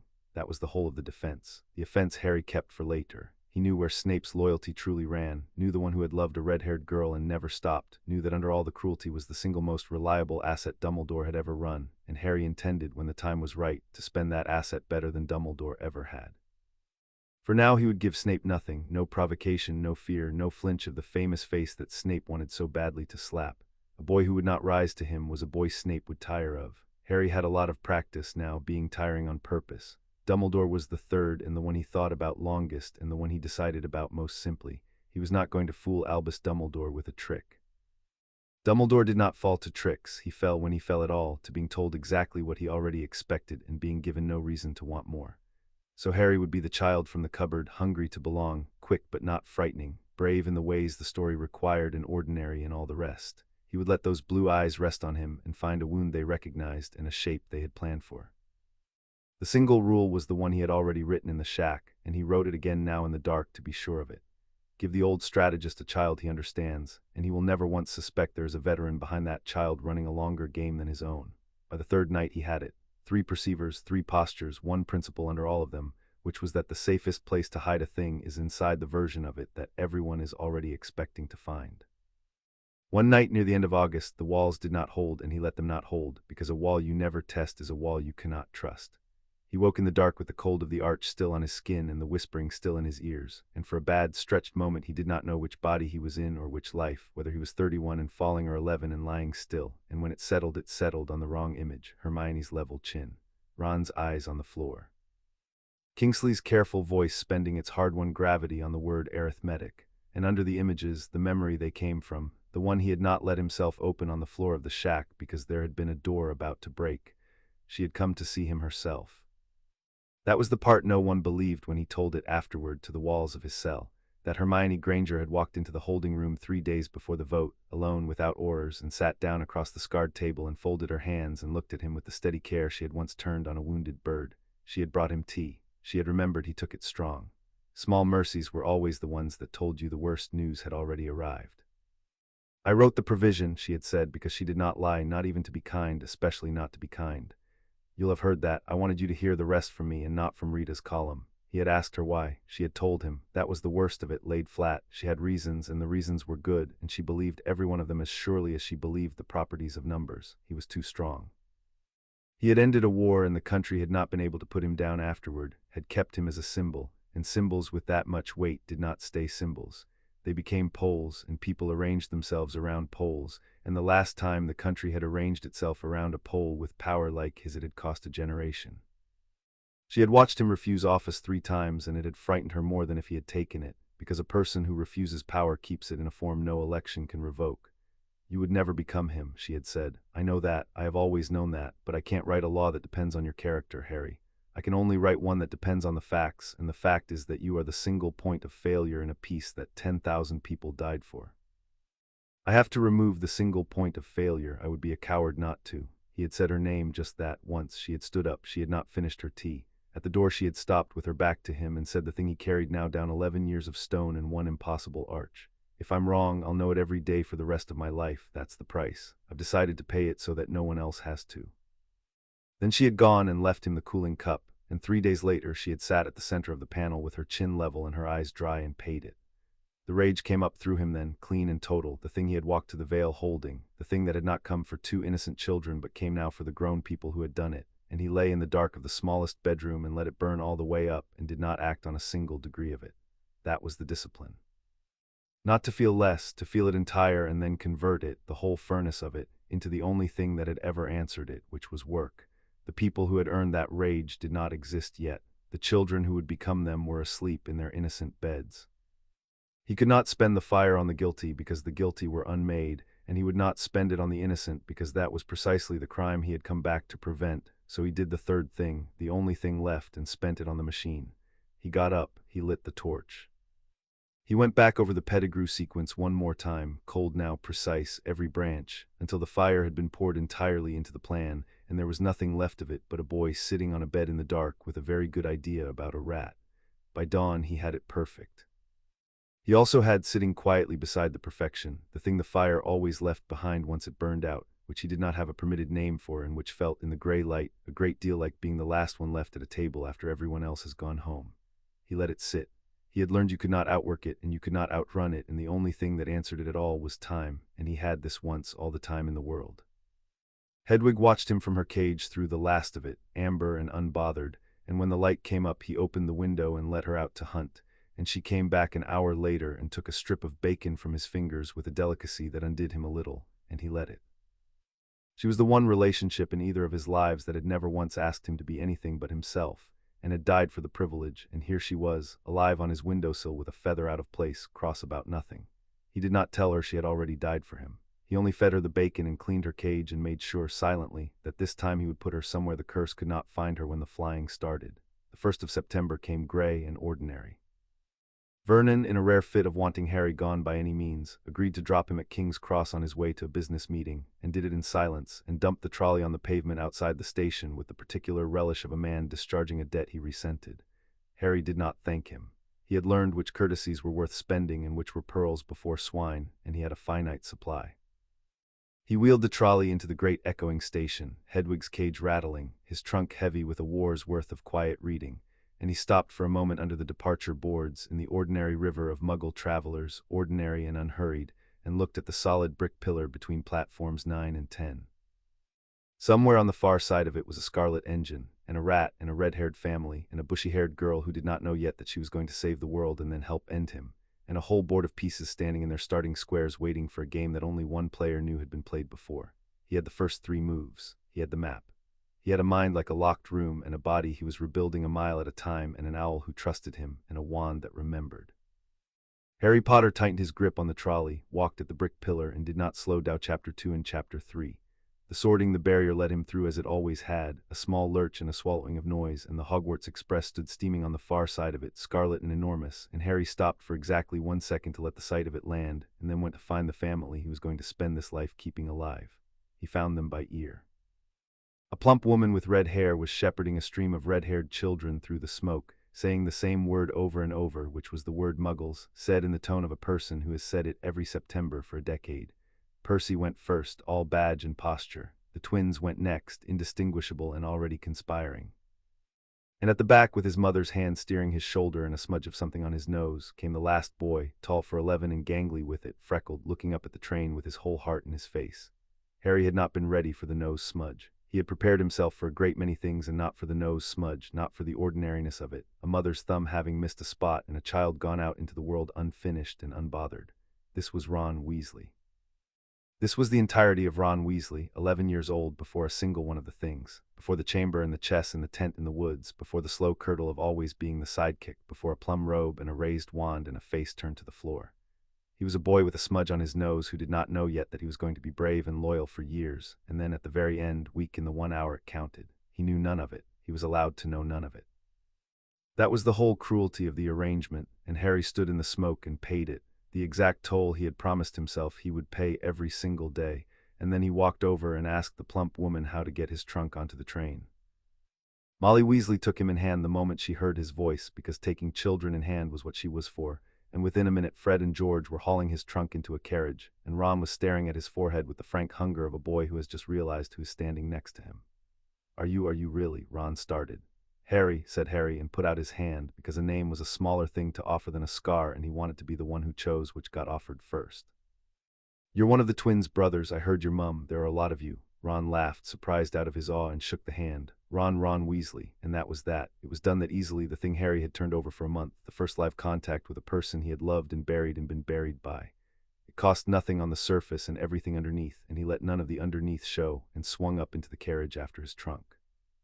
They got a compartment to themselves near the back. Ron dropped into the seat across from him and immediately produced from the depths of a robe pocket a fat gray rat asleep, and set it on his knee with the offhand pride of a boy who has finally got something of his own, even if it is a hand-me-down. "This is Scabbers," Ron said. "He's pathetic, but he's mine. Percy had him before me. He's dead boring, mostly just sleeps." Harry looked at the rat. He had planned for this second, and still, when it came, there was a thing that moved behind his ribs and had to be put down hard. He was looking at Peter Pettigrew. He was looking at the creature who had sold his mother and father to their murderer, who had cut off his own finger and framed his best friend and lived 12 years as a child's pet rather than answer for any of it, and who was, at this moment, curled asleep on the knee of an 11-year-old, missing a toe, breathing slow. The one piece of evidence in all of Britain, the whole of the serious problem, dozing 4 feet away, entirely unaware that the child across the compartment knew its true name and had spent August building the box it would die in. "He's missing a toe," Harry said, mild, a child noticing a small thing. "Yeah," Ron said, not looking. "Dunno how. Mum reckons he was born like it." "Huh," said Harry, and looked out of the window and gave the rat nothing more, because the rat was, if he was right about what it had become, capable of understanding human speech and human faces, and the last thing he wanted was to be a boy who paid too much attention to a Weasley's rat. He would let Scabbers think him harmless for as long as it took. He had a great deal of practice now at being harmless in a room where he was the most dangerous thing in it. The train pulled out. England began to slide past the windows, city and then suburb, and then the long green blur of the country, and Ron talked and Harry let him, and asked the questions that kept him talking, and learned the shape of the family all over again from the inside. Bill in Egypt, Charlie with dragons, Percy a prefect, the twins a rolling disaster, a little sister at home, the first girl in generations, who had cried at the platform because she wanted to go too. Harry listened to that part with particular care and gave no sign that the name Ginny meant anything to him beyond a stranger's little sister, and filed the fact that she was home, and safe, and a year away from a diary he was going to make sure never reached her. It was easy to like Ron. That was the part that undid him quietly over the first hour, and that he had not fully prepared for. He had braced for the difficulty of being near the one who had condemned him. He had not braced for the ease of being near the child who had not. Ron was funny and generous with what little he had and quick to laugh at himself. And when the trolley came and Harry bought out half of it and tipped the whole lot into the space between them and said, "Help yourself," Ron's ears went red and he said thanks in a voice that meant it, and Harry understood, with the clarity that had cost him his life to earn, exactly how a friendship this real could turn over 20 years into a knife. It was not that Ron was false, it was that being second to a legend for 2 decades was a slow poison, and Harry had in his first life fed it without noticing, taken the loyalty for granted, let the resentment build in the dark because he was too busy being the hero to see the friend going hungry beside him. He was not going to do that again. He pushed the last chocolate frog across the seat and said, "Your family's brilliant, you know. I'd trade the whole of mine for one of your brothers," and watched Ron's face do something complicated and pleased and thought, starve the poison, feed the friend, make him a partner in this from the first hour and never once let him feel like scenery. It was the coldest kindness he had ever practiced, and it was also, underneath the cold, entirely sincere, and holding both of those true at once was the price of the whole endeavor, and he paid that too. The compartment door slid open somewhere past midday, and a girl stood in it with her chin up and her arms folded over the front of a robe she had clearly put on the moment she boarded, hours before anyone needed to. "Has anyone seen a toad? A boy named Neville's lost one." She had a lot of brown hair and rather large front teeth, and a voice pitched a note too high with the effort of being useful, and Harry looked at Hermione Granger, 11 years old, and had to sit very still for a moment inside himself. He had done this once already today with Ron, and he had thought that would be the harder of the two, and he had been wrong. Ron he had loved like a brother and lost slowly. Hermione he had loved like the other half of his own mind, had trusted with the inside of his head in a way he had trusted no one before or since, and she had used that trust, in the end, to write the exact law that fit him. And here she was, before any of it, a bossy, anxious child in a too-early robe, so desperate to be needed that she was running toad errands for a boy she had known for 2 hours, because being needed was the only door she had found so far into a world that had spent 11 years telling her she was too much. He knew that girl. He had watched that girl grow into a woman who solved being too much by becoming necessary, indispensable, the one the ministry could not run without, and he had watched that need for a place harden over decades into the conviction that the place had to be defended at any cost, including his life. It was all there. It was all already there in the tilt of the chin and the folded arms, the whole architecture of the person who would kill him, standing in a doorway asking about a toad. "We haven't seen one," Ron said, sorry, in the dismissive tone of a boy who has already decided a girl is annoying. Harry stood up. "I'll help you look," he said. "I'm Harry. What's his name again?" "Neville." Round face, looks like he's about to cry. She blinked, thrown, because she had come and braced for another dismissal and got a hand instead. "Hermione Granger. Yes, Neville Longbottom. He's been up and down the whole train. He's really upset. Then let's find his toad." Harry stepped past her into the corridor and did the thing he had decided on in August, the thing that ran against every instinct his first life had beaten into him about this girl, which was to give her, from the very first minute, the one thing no one had ever given young Hermione Granger before she had to earn it, to be wanted in the room without first proving she was useful in it. "You've read the whole set already, haven't you?" he said, not a question, walking. "Hogwarts, a history, all of it." "Yes," she said, half suspicious, hurrying to keep up. "How did you? Because you said Neville's toad instead of a toad. You already know everyone's names. You learned the map before you got on the train." He glanced back at her. "That's going to be useful. Most people won't tell you so. I'm telling you now so you remember I did."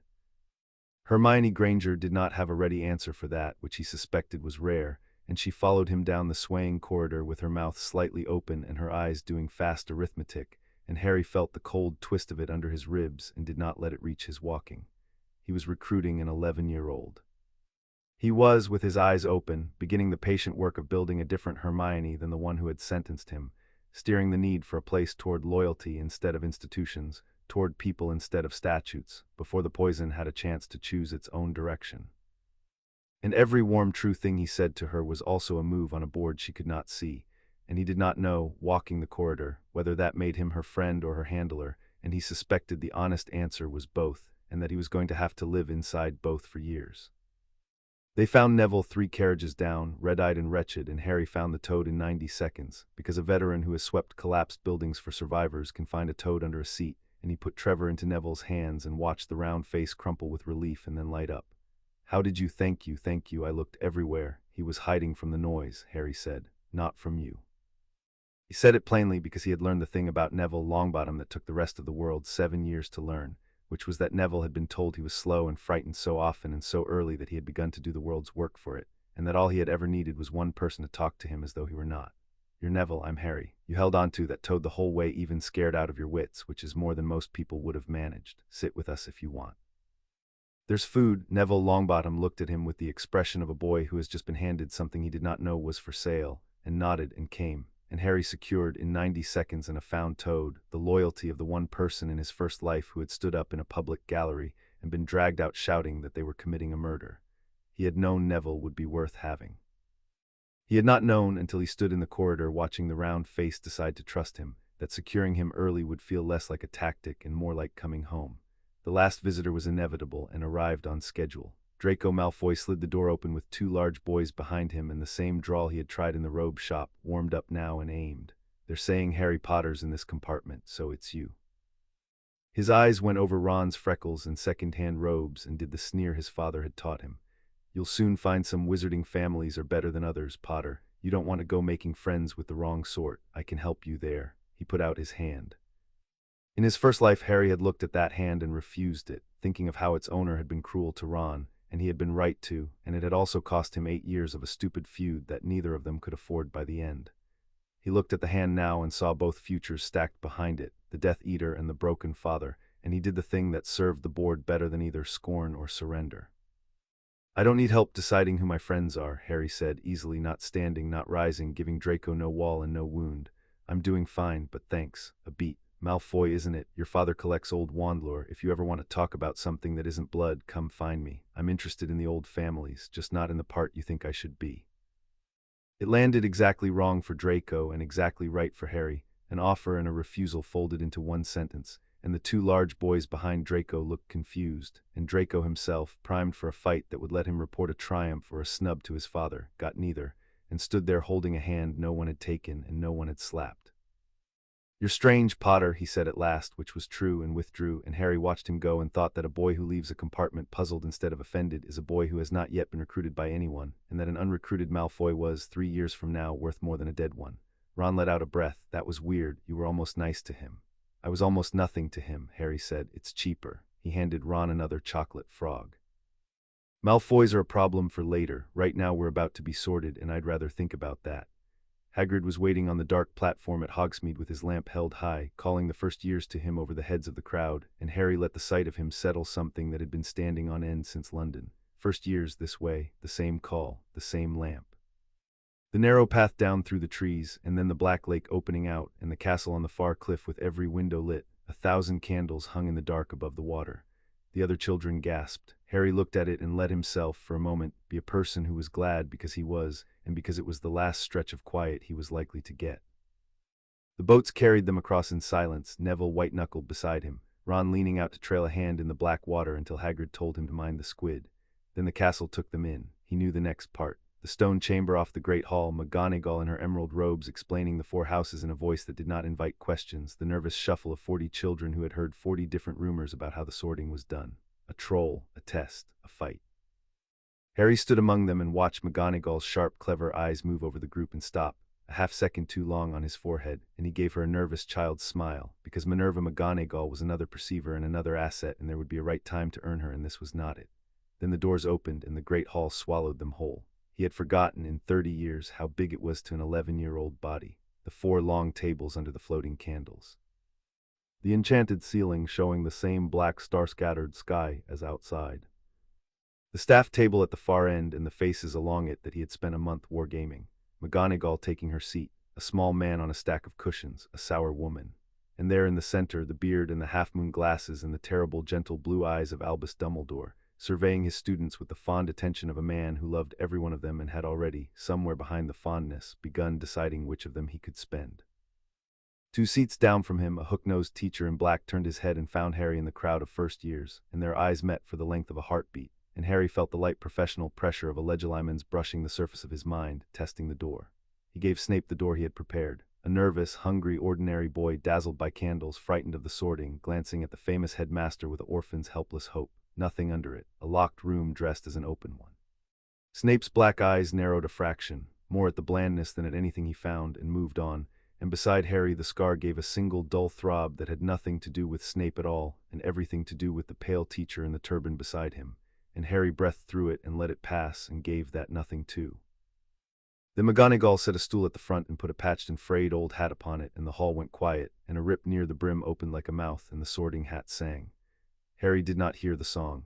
He was looking at the hat and thinking very deliberately and very calmly, one clear thought aimed at it across the hall like a lamp aimed at a dark window. I know what you are. I need to talk to you. Please be discreet. The names began. Abbott, Hannah. Bones, Susan, and Harry marked her, Amelia's niece, a small living thread back to the one honest official his plan required, and put her on the short list of children worth being kind to. Boot, Brocklehurst, Bulstrode. The hat took its time with some and barely touched others. Finch, Fletchley.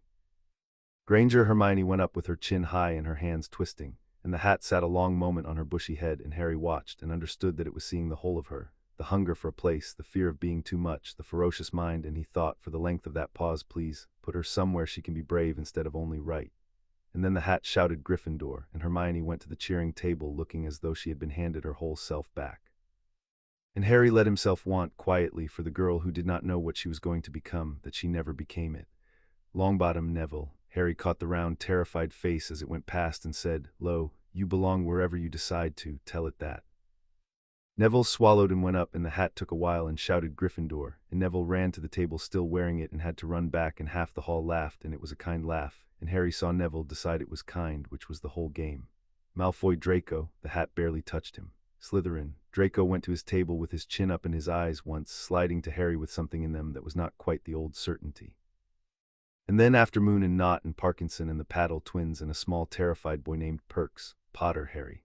The hall did the thing it had done in his first life. The whispers ran the length of it. Potter, did she say Potter, the Harry Potter, and every neck craned, and Harry walked up to the stool through the noise with his face doing a nervous 11-year-old and his mind wide open and waiting, and sat, and McGonagall dropped the hat over his eyes and the hall went dark. For a moment there was nothing but the smell of old felt and dust. Then a small voice spoke inside his head, and it was not the brisk sorting voice it had used on the others. It had gone very quiet.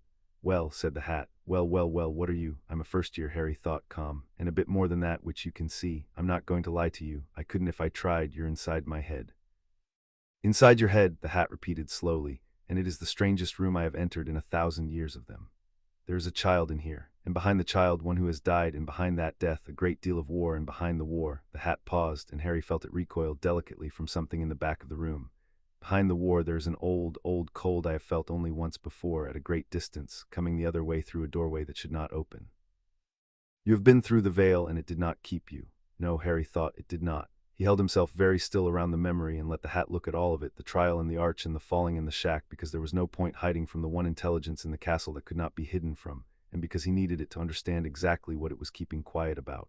"I came back to stop it, all of it, the war that's coming and the one after and the arithmetic at the end. I can do it, but only if no one knows what I am. You've kept 1,000 years of secrets. I'm asking you to keep one more." The hat was quiet for what felt to the waiting hall like a very long time, and was inside only a few seconds of an old mind turning a new problem. "I have sorted murderers and saints," it said at last, "and I have never once told a soul what I saw in them, because I am the sorting hat and not the judging hat, and the difference is the whole of my honor. Your secret is safe in me. It was safe the moment it entered. I only wanted you to know I saw it so that you would not spend the year wondering." A pause. "You have suffered a betrayal that would have hollowed most men into something worse than the thing that betrayed them. It did not hollow you. That is the most interesting fact in this hall, and I include the poor half-thing under the turban when I say so." Another pause, gentler. "I could put you anywhere. You have the cunning for the snakes and the mind for the eagles and a loyalty that has been tried past where most loyalties break. But you did not come back to win. You came back to protect. There is only one house I put that in." Then the hat opened its rip of a mouth and shouted for the whole hall to hear, "Gryffindor," and added only to Harry under the roar of the table that had already claimed him twice tonight, "Go carefully, old soldier. And when it is done, if you live to have it done, try to remember that you came back for the living, and let some of them close enough to matter, even the ones you cannot trust, especially those." Harry took the hat off and set it on the stool and walked to the Gryffindor table through the loudest cheer of the night, and sat down between Ron and a beaming Neville and across from Hermione, and let his face be the face of a happy boy who had found a home, and carried the hat's last words down into the locked room with everything else, where he would take them out later alone and not be sure, for a long time, whether they were a comfort or a warning. Feast filled the tables out of nothing, and Harry ate because a body that was being rebuilt needed feeding, and because eating gave his hands something to do while his eyes worked the room. Dumbledore rose at the end of it to give the notices. Filch's list of forbidden objects, no magic in corridors, Quidditch trials, and then lightly, so lightly, the thing Harry had been waiting for, that the third-floor corridor on the right-hand side was out of bounds to anyone who did not wish to die a very painful death. A ripple of nervous laughter went round the hall. Harry did not laugh. He looked at Dumbledore saying it, and at Quirrell 3 seats along not quite looking at anyone, and at the whole elaborate machine of bait and trapdoor that the old strategist had built to catch a thief he already half suspected, and he thought, with the flat weariness of a man watching a play whose ending he has memorized. A three-headed dog and a series of clever locks and a mirror at the bottom, and all of it aimed at a corridor, and every clever adult in this castle is going to spend the year watching that corridor, and the answer to the whole problem is not in the corridor at all. The answer is a starving shadow on the back of a weak man's skull, and I am going to end it from the side in the dark where none of them are looking. He did not go anywhere near the 3rd floor. That was the discipline the whole year would turn on. In his first life he had been drawn down that corridor step by step, baited by his own courage and his friend's curiosity, and he had arrived at the mirror at exactly the moment the plot required a hero to arrive, and it had nearly killed him and had taught Voldemort's fragment his face and his defiance both. He was not going to teach it anything this time. He was going to leave the corridor to its keepers and solve the parasite by a route that left no story to tell. The first week set the pattern he wanted. He was good in lessons, but not frighteningly good. He let Hermione be the one whose hand shot up and made a point quietly of being glad she was, of telling her when she got something clever and meaning it, because the fastest way to turn her toward people, and away from the cold road she would otherwise walk, was to make being brilliant feel like belonging instead of like a bid for approval that never came. He did his own transfiguration a half-beat behind the top of the class, and let McGonagall's eyebrow go up exactly once and no more. In charms he made the feather float on the 3rd try instead of the 1st. In potions he stood very still under Snape's opening performance, the theatrical humiliation aimed at the famous Potter face, and answered the impossible questions with a plain, "I don't know, sir, but I'd like to," in a voice with no fear in it and no cheek either, and watched Snape find nothing to grip and hate him a degree more for the smoothness of it, which suited Harry perfectly, because a Snape who was merely irritated was a Snape who was not curious. And curiosity was the only thing about Snape that could hurt him. Flying was the one lesson he let himself enjoy without an angle, because there was no one to fool on a broom, and because his rebuilt body remembered, the moment it left the ground, that this at least had always been true. He could fly. He did not show off. He did not chase Malfoy's dropped Remembrall into a dive in front of McGonagall and get himself made the youngest Seeker in a century, because being the youngest Seeker in a century was precisely the kind of bright spotlight his whole plan was built to stay out of. He flew competently, landed early, and let the moment pass, and if a part of him grieved the Quidditch he was choosing not to have, he let that part grieve on its own time and kept his feet on the ground. Evenings he spent with the others in the common room, and this was the part that cost him and the part he would not give up.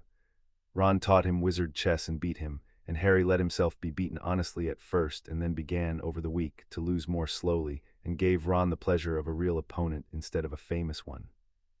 Hermione fussed over their homework and Harry backed her when Ron rolled his eyes, gently every time, until the two of them stopped being oil and water and started tentatively to be friends, which in his first life had taken a mountain troll and half a term, and which he was determined to build this time on nothing more dangerous than kindness. Neville sat at the edge of it and Harry pulled him into the middle again and again, until the round face learned it was allowed there. He watched them be children. That was the thing no one had prepared him for, and no manual covered.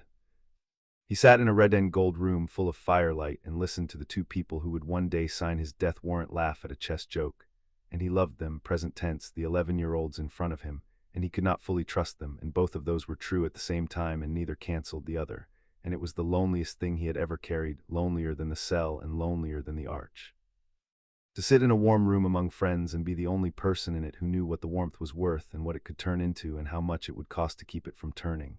He carried it. He had decided to carry it, but he sat with it some nights after they had all gone up, alone in the firelight with a rat asleep 2 floors above him, and did not pretend to himself that carrying a thing and being crushed by it were different weights. On the Friday he went down to Hagrid's because the visit was in character and because it gave him cover for things he already knew. He took Ron. They had tea that could break teeth and rock cakes that could break the rest, and Boarhound Fang drooled on Ron's knee, and Hagrid beamed at having company, and Harry let the conversation wander until Hagrid, proud and careless as ever, let slip that the 3rd floor business was Hogwarts' safest place going, safer even than Gringotts, and then went scarlet and said he shouldn't have said that.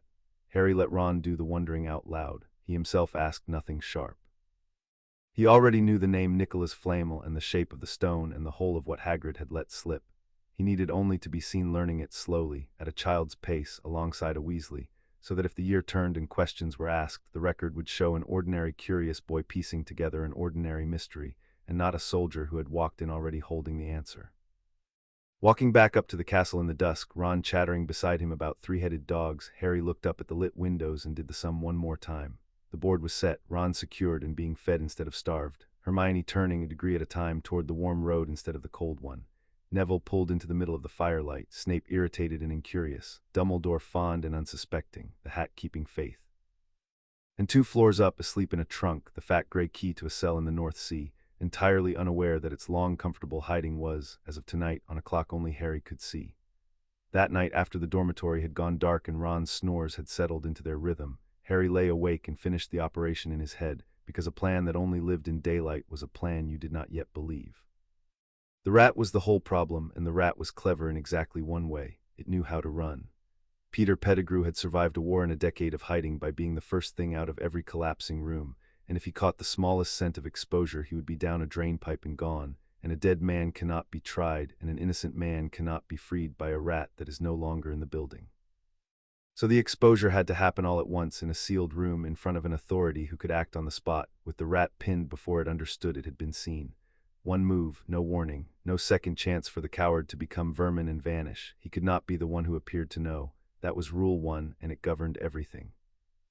If Harry Potter walked into an office and announced that a Weasley's rat was a mass murderer, the best case was that no one believed him and the rat overheard and fled that night. The worst case was that someone competent asked how a first-year knew and started pulling the thread that ended at a stone arch. So the knowledge had to seem to come from somewhere else, from the evidence itself, from a question Harry only had the good luck to raise. Amelia Bones was the authority. He had read her whole record in August, and she was exactly the instrument the job required: incorruptible, unfrightenable, and constitutionally unable to leave a loose thread once she had seen it. The trick was getting the thread into her hand in a form she could not dismiss as a crank's letter, and getting her into the same room as the rat without spooking either. He turned it over in the dark, testing each version against how a real head of magical law enforcement would actually react, and discarded the clumsy ones. An anonymous accusation would be filed and forgotten. A dramatic scene would let the rat run. What survived the testing was quieter and slower, and built on a single fact he could exploit without ever revealing how much he knew. Peter Pettigrew's death had never quite added up, and Amelia Bones was precisely the sort of person who remembered the arithmetic that had not worked. A finger. That was all they had ever found of the great hero Pettigrew, a single finger in a crater with 12 dead muggles and no body. It had bothered the careful ones at the time and been buried under the convenience of a villain already caught. Harry did not need to prove anything. He needed only to hand Amelia Bones a reason to reopen a question she had never fully closed, and to put an unregistered animagus, a rat missing a toe, easy to check against a registry that had no Peter Pettigrew in it, within her reach at the moment she decided to look. If he set it up correctly, she would do the rest herself, and the record would show a head of department following her own instincts, and not a boy who had walked in already holding the answer. He would need Hedwig and a letter with no name on it, and a route that did not begin at his own hand. He would need to be somewhere far from the rat when the reveal came, with witnesses to his own irrelevance.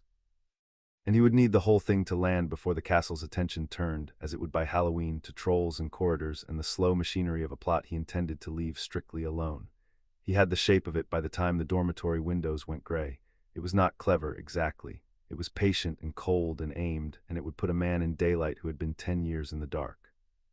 Harry closed his eyes for the last hour before dawn and let himself, just once, picture his godfather's face when the cell door opened, and then he put the picture away with everything else and slept. He had let the first weeks be gentle. He had built the alliances and paid the tolls and stayed out of the spotlight and given every perceiver in the castle the child they expected. The gentle part was over now. Somewhere out past the Black Lake, Sirius Black had been rotting in a cell for 10 years for a murder he had not committed, and the thing that could free him was breathing slow in a Gryffindor dormitory, and Harry Potter climbed the last of the hill toward the lit castle and began, quietly, to close the box.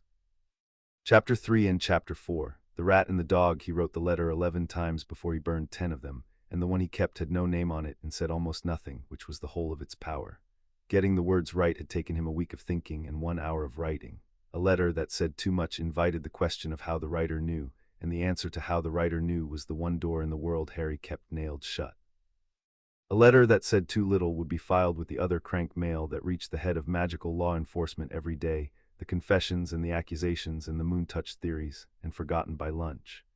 He needed a letter that gave Amelia Bones nothing to trace and everything to check, that cost her almost nothing to act on, and would cost her a great deal of self-respect to ignore. He had studied her for a month to learn what she could not walk past, and what she could not walk past was a loose thread on a case she had helped tie off. The finished letter was 4 sentences. It said that the rat kept as a family pet by the Weasleys of Ottery St. Catchpole, presently at Hogwarts, missing a toe on its right forepaw, was an unregistered animagus. It said that the revealing charm cast on that rat would show her something that bore directly on a case her department had closed in November of 1981. It said she should tell no one before she looked because the subject could run and had run before. It was not signed, and it made no claim she could not verify with a single spell, and it named no source she could pull on, and it left the entire discovery to her, which was exactly where he needed the discovery to appear to come from. He did not send it with Hedwig. Hedwig was a snowy owl, distinctive as a signature, and the whole point was to be no one.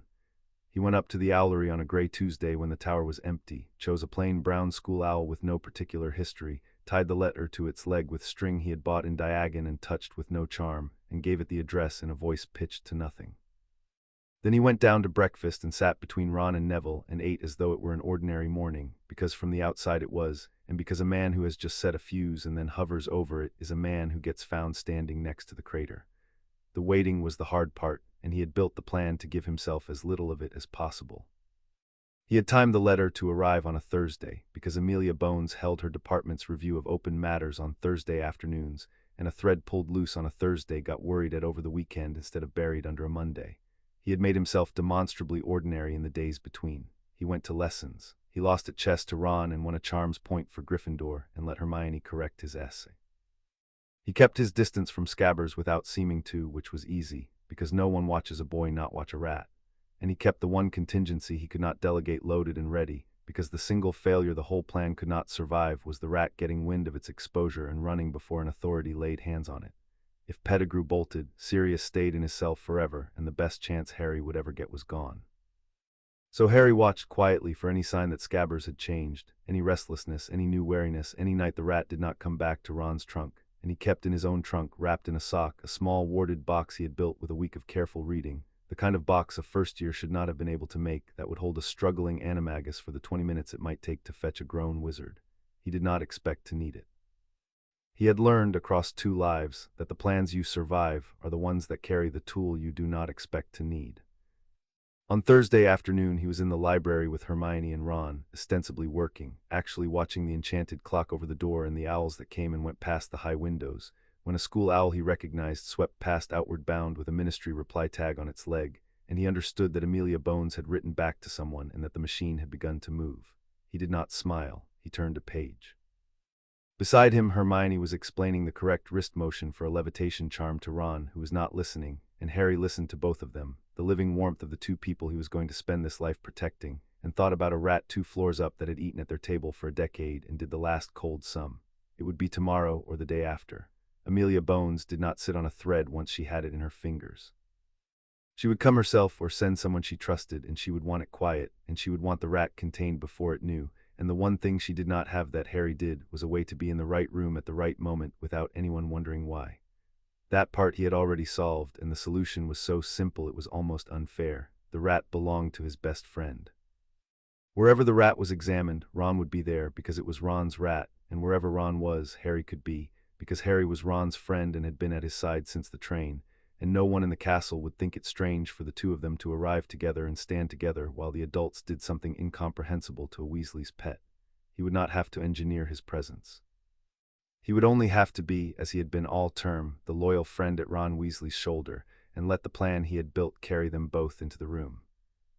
He closed his book when the bell went and gathered his things, and walked out of the library between his 2 friends into the last ordinary evening any of them would have for a while, and did not tell them that the world was about to tilt, because they were 11 and it was not theirs to carry yet, and because the whole of what he was doing was so that one day it would not have to be.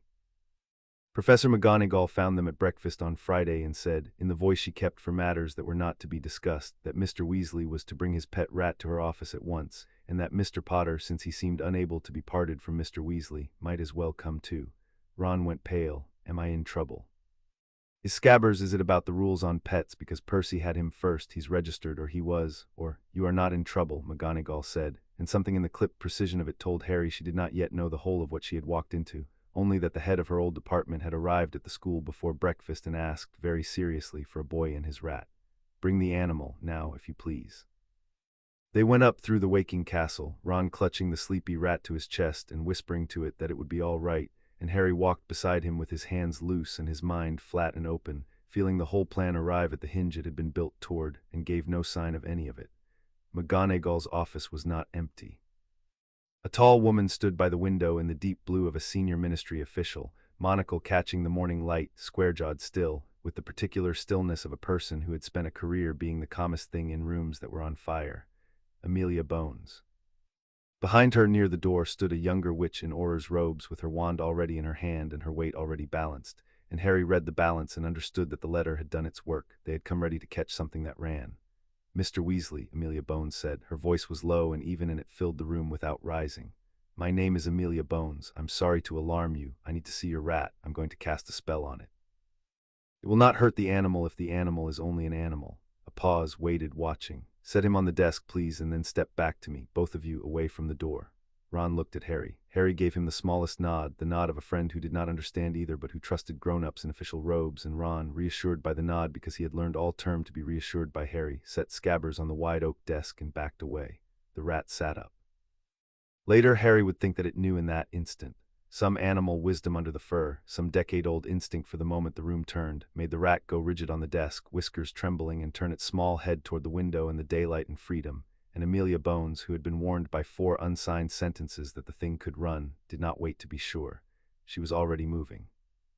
"Seal it," she said, and the young Auror slashed her wand at the window and the door in a single motion, and the room shut like a fist. And Amelia leveled her own wand at the rat and spoke the incantation Harry had read in a book in August, the one that stripped an animagus of the animal and forced the human up through it.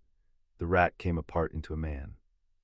It happened as it always did, and it was ugly as it always was, the small gray body swelling and rising and unfolding, fur becoming a balding scalp and a lined gray face and small wet eyes and a mouth already working. And then Peter Pettigrew stood on the far side of Minerva McGonagall's desk in filthy robes he had conjured from nothing, 10 years older than his own gravestone, blinking in the light of a morning he had spent a decade hiding from. For 1 second no one moved. Ron made a sound. McGonagall's hand had gone to her mouth. Then Pettigrew ran. He was fast, faster than his soft body looked, because running was the one thing he had kept in practice. And he went not for the sealed door but for the woman nearest it, hands out, already shrinking, already reaching for the rat again to slip whatever grip closed on him.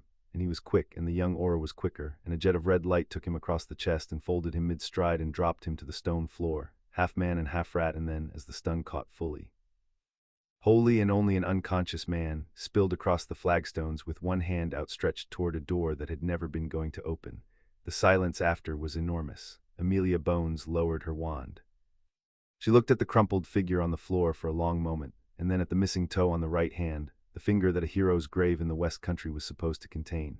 And Harry watched the whole decade rearrange itself behind her steady eyes, watched a woman who did not permit herself surprise permit herself. This once, the private cold recognition of a case that had never quite added up finally adding up in the worst possible way.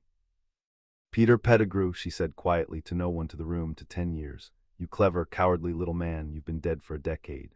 She turned to the Auror without raising her voice. "Bind him, airtight. He is an animagus and a proven escape. Treat him as a flight risk and a Class A prisoner both. He does not transform, he does not speak, he does not so much as scratch his nose until he is under my hand in a warded cell with Veritaserum in him." Her eyes moved once to the 2 11-year-olds pressed against the far wall. "Minerva, the boys should not have seen this." "No," McGonagall agreed faintly, "they should not." But Ron was not looking at Pettigrew or at Amelia Bones or at the sealed window. Ron was looking at the empty desk where his pet had sat, and his freckled face had gone the gray-white of a boy whose whole small world had just been revealed as a lie he had carried in his pocket and let sleep on his pillow. And Harry stepped in close to his friend's shoulder without a word, and stood there solid, present, the one fixed thing in a room that had come apart, and let Ron grip his sleeve and not say anything, and did not tell him that of the 2 boys against the wall. Only one of them was surprised. For a moment the office held nothing but the crackle of the sealed window and the small sounds of a boy trying not to come apart. Then Amelia Bones took command of it, and the room reorganized itself around her the way rooms do around people who have spent a lifetime being obeyed. She had the young Auror bind the unconscious figure, and a second one summoned up from the gates before the first knot was tied. She spoke to McGonagall in the clipped shorthand of 2 competent women who trusted each other, arranging the removal, the notification, the quiet that would have to hold until she had the prisoner under her own hand. She did not raise her voice once. Harry watched her work and understood, with the cold appreciation of a person who had run rooms like this himself, exactly why he had spent a year keeping her alive in his plans. She was the rarest thing a government could contain, a person who moved fastest when everyone else had frozen. Donegal crouched in front of Ron, tartan and severe and unexpectedly gentle, and told him he had done nothing wrong and everything right, and Ron nodded without hearing her, because Ron was still looking at the empty desk. So Harry did the one thing left that was his to do. He stepped in front of his friend, blocking the view of the desk and the bound shape on the floor, and put himself where Ron had to look at a face instead of a horror, and said low and steady, "Hey, look at me, it's over. You brought him in and it's over and you're all right." And Ron looked at him, and found the steadiness Harry was holding out, and took it, and breathed, and came back into himself an inch at a time in a room full of grown-ups who were, every one of them, too busy to notice that the person who had actually caught the steadying child was another child. They took Pettigrew to the ministry inside the hour, and the truth came out of him in a locked room Harry never saw, and reached the school by degrees over the days that followed, and Harry received each degree of it with the careful, growing astonishment of a boy learning terrible things for the first time. Veritasrum did not let a man choose his words, and Peter Pettigrew, who had chosen his words carefully for 12 years, spilled all of them at once. He had been the Potter's secret keeper. Not Sirius Black Pettigrew. The switch had been made at the last hour, Black's own idea, a bluff to draw the hunters onto himself and leave the real key in the hands of the friend no one would suspect, and the friend no one would suspect had walked the key straight to Lord Voldemort within the week. He had betrayed James and Lily. He had blown apart a street of muggles and cut off his own finger and left it in the crater, and fled down a drain as a rat, while Sirius Black stood laughing in the wreckage of everything, laughing because there was nothing left to do but laugh, and had been dragged to Azkaban without a trial for a murder committed by the friend he was mourning. Without a trial. That was the phrase that went round the wizarding world when the prophet finally broke it, the phrase that turned a 9-day sensation into a scandal that reached the top of the ministry. Sirius Black had never been tried. Barty Crouch, in the panic of the First War's End, had signed him into a cell and thrown the key into the sea, and no one had ever put him under so much as a single question, and now a truth serum and a resurrected rat had shown in one afternoon that the most notorious murderer of the age was an innocent man who had lost 10 years and his sanity, and everyone he loved to a mistake the whole of magical Britain had been too frightened to check. Harry read the prophet at the Gryffindor table with his face doing shock and grief and a dawning fragile hope, all of it real enough to pass because all of it was, under the management, real. Sirius Black was innocent. He had always known it. He had come back specifically to prove it, and it was proved, and his godfather was going to walk out of the dark, and the fact that Harry had built the entire thing himself, brick by cold brick, did not make the relief of it any less enormous. He let himself have that. Relief was the one named thing he would allow himself this whole long season, and he spent it here quietly at a breakfast table over a newspaper, for a man he had watched die and was now going to watch live. Ron took it hardest of the two of them, and Harry stayed close to him through all of it. It was a strange grief, mourning a pet that had never existed, discovering that the animal you had loved and fed and slept beside had been a murderer wearing fur, and Ron cycled through it, horror and a queasy violated feeling, and a furious embarrassment that his family had harbored the creature who sold the Potters, and Harry did for Ron the thing he had failed in his first life to do enough of. He listened. He told Ron it was not his fault, and not Percy's and not his family's, that the whole country had been fooled, and a Weasley child sleeping beside the lie changed nothing about the child. He made sure, without ever making a speech of it, that Ron came out of the worst week of his young life feeling that he had been steady in it, that he had brought the rat to McGonagall's office without flinching, and stood in a room while a monster was pulled out of his pocket and not fallen apart. He gave Ron the version of himself Ron needed to keep, because a boy who believed he had been brave was a boy who might grow into a man who was, and because the alternative, the child who felt only foolish and used, was the first stone in the wall Harry had come back to prevent. Amelia Bones came back to the school on the third day to take their statements, and Harry had been waiting for that more than he had been waiting for the prophet, because Amelia Bones was the one piece of this whole board he most needed to place correctly, and a statement was a chance to place her. She took them one at a time, in a bare classroom with a quill that wrote itself, McGonagall standing witness by the door. Ron went first and came out pale and steadier than he had gone in, because Amelia Bones had a way of treating a frightened child as a reliable witness that made the child briefly into one. Then it was Harry's turn, and he sat across the small table from the monocle and the square unbending jaw and told her the truth, all of it, because the truth was safe here. He had been in McGonagall's office, he had seen the rat become a man, he had been as astonished as anyone. Every word of it was accurate and none of it was the whole, and that was the only kind of lie Harry told anymore, the kind made entirely of true things. She listened without writing herself and let the quill do the recording, and watched him with the flat assessing attention of a woman who had spent 30 years learning which witnesses were performing and which were not. When he finished, she was quiet a moment. "You're very composed, Mr. Potter," she said. It was not quite a compliment and not quite an accusation.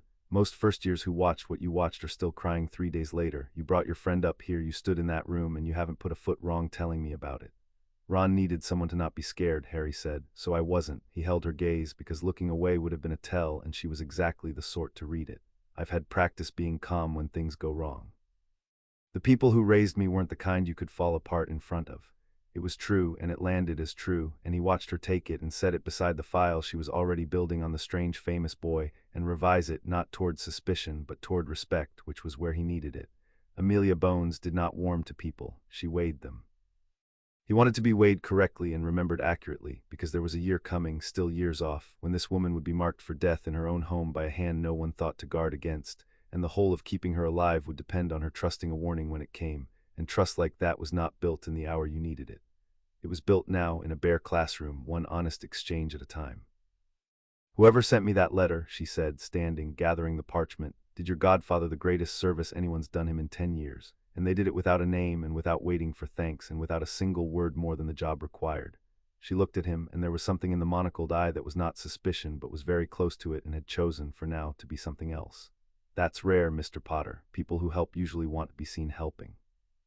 I've spent a career learning to be wary of the ones who don't." A pause. "But I've also learned that the ones who don't are sometimes the only ones worth having. Whoever they were, I hope they know their letter reached the right desk." "I hope so too," Harry said, and meant every word, and she looked at him 1 second longer than the conversation required, and then nodded and let it go, because she had no thread to pull and a career's discipline about pulling threads that were not there. She stopped at the door. "Your godfather will need people around him who are steady," she said more quietly. The official sat down for a moment. "The kind who don't fall apart. From what I've seen this week, that might be you, young as you are. Good day." Then she was gone, and Harry sat alone in the bare classroom a moment with the self-writing quill going still on the table, and understood that he had placed her. Not won her, not yet. You did not win Amelia Bones, but placed her, set the first honest weight on the scale so that the second and the third would find a balance already leaning his way. She would remember the composed boy who did not perform his grief. She would, when the warning came in some year she could not see, be a fraction more likely to believe it. It was a small thing. His whole plan was small things, laid one on another with patience, until they were a wall no arithmetic could vote through. Dumbledore sent for him on the 4th day. Harry had known this was coming and had spent the walk to the gargoyle deciding, one more time, exactly who he would be inside the office, and he arrived as the child the office expected. Quiet, a little overwhelmed, glad about serious in a way too big for him to hold. The circular room was as he remembered it, the whirring silver instruments, the sleeping portraits, the phoenix drowsing on its perch, and behind the desk the blue eyes over the half-moon glasses, kind and unhurried and reading him the whole time. "A remarkable week," Dumbledore said, offering a sherbet lemon. Harry declined. "A great wrong is being undone, and I confess I did not see it coming, which happens to me less often than my vanity would like." He folded his long fingers. "The Department of Magical Law Enforcement acted on information sent to them anonymously. 4 sentences, no signature, a plain school owl. Madame Bones tells me the letter knew precisely what it needed to know, and not one word more. She has been trying, without success, to learn who sent it." The eyes rested on Harry, gentle and total. "It is a great puzzle. I do so dislike a puzzle at my own school that I cannot solve." Harry looked back at him with the open, slightly baffled face of an 11-year-old who had been asked a question he did not understand. "Someone knew about Scabbers and told," he said. "Aren't you glad they did? Sirius is my godfather. Nobody ever told me I had a godfather." He let the last part come out with a real crack in it, because it was real, because no one ever had, and he watched the crack do exactly what a true thing did to Albus Dumbledore, which was make him gentler and less careful and a little sorry, and therefore a little less inclined to keep pulling. "Is it true he's coming out? Will I get to meet him?" "I believe you will," Dumbledore said, and the moment for suspicion passed, as weather passes when you do not feed it, and Harry watched the old strategist set the puzzle down unsolved, because a puzzle is easy to abandon when the box in front of you contains a lonely orphan asking about his godfather. "You will meet him soon. He will need care, Harry. 10 years with the Dementors leave marks that daylight does not heal quickly. Be patient with him." "I will," Harry said, and meant it more than Dumbledore could know. He went back down the moving stair, past the gargoyle, into the corridor, and let out a breath, because the office had been the real danger of the whole operation, more than the sealed room and the running rat, and he had walked into it and out again, and the puzzle was lying, abandoned, on Albus Dumbledore's desk. But he did not let the relief make him careless, because there had been a phrase in the office he had marked and set aside to worry over later, and he took it out now in the empty corridor and looked at it. Madam Bones has been trying to learn who sent it. Amelia Bones would try and fail and eventually let it go. But she was not the only careful mind in the ministry, and the reopening of a sealed decade-old case did not stay quiet in the Department of Magical Law Enforcement. It traveled. And somewhere below the ministry, in an office with no name on the door, in a department whose whole business was the questions no one else was permitted to ask, a colder and more patient intelligence than Dumbledore's was, Harry knew, entirely capable of noticing that a closed matter had been opened by a source that knew things no living person should have known, and of wondering, without any of Dumbledore's fondness to blunt the wondering, exactly who in Britain could have written those 4 impossible sentences. He had freed his godfather. He had also, with the same 4 sentences, left the first faint print of himself on a floor he had sworn to cross without a trace. He walked back toward the tower and added the print to the ledger behind his eyes, and understood that the price of moving in the world was that the world, eventually, noticed the movement, and that the one who kept the veil noticed more than most. They let him see Sirius 3 weeks later, in a private room at St. Mungo's, and Harry spent the whole journey there learning how to meet a living man he had already watched die. It was harder than any part of the operation. The operation had been chess. This was standing in a lift going up to the 4th floor beside Professor McGonagall in his best jumper, holding a box of chocolate frogs he had bought because a boy would bring something, and because his own hands wanted a job, walking toward a door behind which sat a person he had loved as the nearest thing to a father he ever had, and had failed to save, and had promised the whispering dark at 15 he would bring back, and had not until now. He had rehearsed being an 11-year-old meeting a stranger. He was not sure in the lift that the rehearsal would hold against the actual weight of the person on the other side of the door. Sirius Black looked like something the sea had given back. He sat in a chair by the window with a blanket over his knees, and he was gone past what a face should survive, the Azkaban gray still in his skin, the handsome bones of him standing out too sharp, his hair long and streaked and his eyes gone deep in his head. 10 years of Dementors had taken the flesh off him and most of the laughter, and left a man who flinched at the opening of the door and then went very still when he saw who came through it, because whatever the healers had told him, nothing had prepared him either, and here it was, James's face, Lily's eyes, small and thin in a hand-me-down jumper, standing in the doorway of the first good day he had been given in a decade. For a long moment neither of them said anything. Harry had planned words and the words were gone. Sirius looked at him like a starving man eyeing bread he is not sure he is allowed, and his hands on the blanket had begun to shake. Harry, Sirius said. His voice was a ruin, scraped raw by 10 years of screaming or 10 years of silence, hard to tell which. Merlin, look at you. You're the size he was, James. You're the size James was when he stopped. His throat worked. I'm sorry, I'm not. I've forgotten how to talk to people. I've forgotten a great many things. They tell me you're the one who know. They tell me nobody knows who, but you're here. I brought chocolate frogs, Harry said, which was the stupidest sentence in either of his lives, and he crossed the room and put the box on the little table, and then did the thing the 11-year-old would do, and the 31-year-old could not have stopped if he tried, which was to stand close enough to be reached. And Sirius reached. A shaking gray hand came up and touched his shoulder, light, testing, checking that he was solid, and then the arm went round him and pulled him in, careful and desperate at once, and Harry let his godfather hold on to him and held on back and felt his godfather shaking against the top of his head, and did not say any of the 10,000 things he knew and could not say. He had watched Sirius fall through an arch. He had spent 16 years telling himself the whispering was only a draft. And here was the bone and the breath of him, alive, holding on, given back not by luck but by a child who had crossed 30 years and a stone doorway to make it so. And if Harry's own eyes were wet he let them be, because a child would weep meeting his godfather and there was nothing to perform and nothing to hide. And for one long moment in a white hospital room he was not running an operation or managing a perceiver or carrying a war. It was just a godson being held by the godfather who had wanted him, which was a thing he had been robbed of once and had stolen back. When they came apart, Sirius scrubbed at his face and tried to laugh and made a wreck of it. Look at us, pair of watering pots. He held Harry at arm's length and studied him, and something moved behind the ruined eyes, the old marauder's sharpness surfacing through the damage. You're too calm, he said wonderingly. You know that. I've met children. You're not like children. Came in here like a man visiting a soldier, a frown half lost, half searching.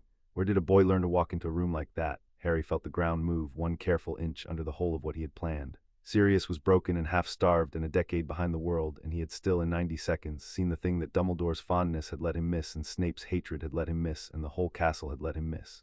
It was going to be like this with Sirius. The one person who had loved him without wanting anything from him was going to be the one person hardest to hide from, and Harry understood in that white room that he was not going to be able to keep the whole truth from his godfather forever, and that a part of him, the tired part, the part that had sat alone in firelight among friends who could not know, did not want to. Not yet. Not here, with a healer down the corridor and Sirius still held together with potions and rest. But not never. The people I grew up with weren't kind, Harry said, which was true, and was the answer a careful child would give, and let Sirius fill the silence with the wrong, sad conclusion.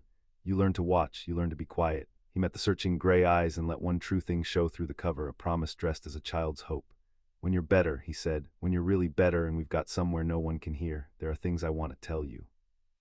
Things I've never been able to tell anyone. Will you get better fast so I can? Sirius Black looked at his godson for a long moment, and whatever he saw he did not push at it, because he had a decade of his own reasons for knowing that some things wait for the right room.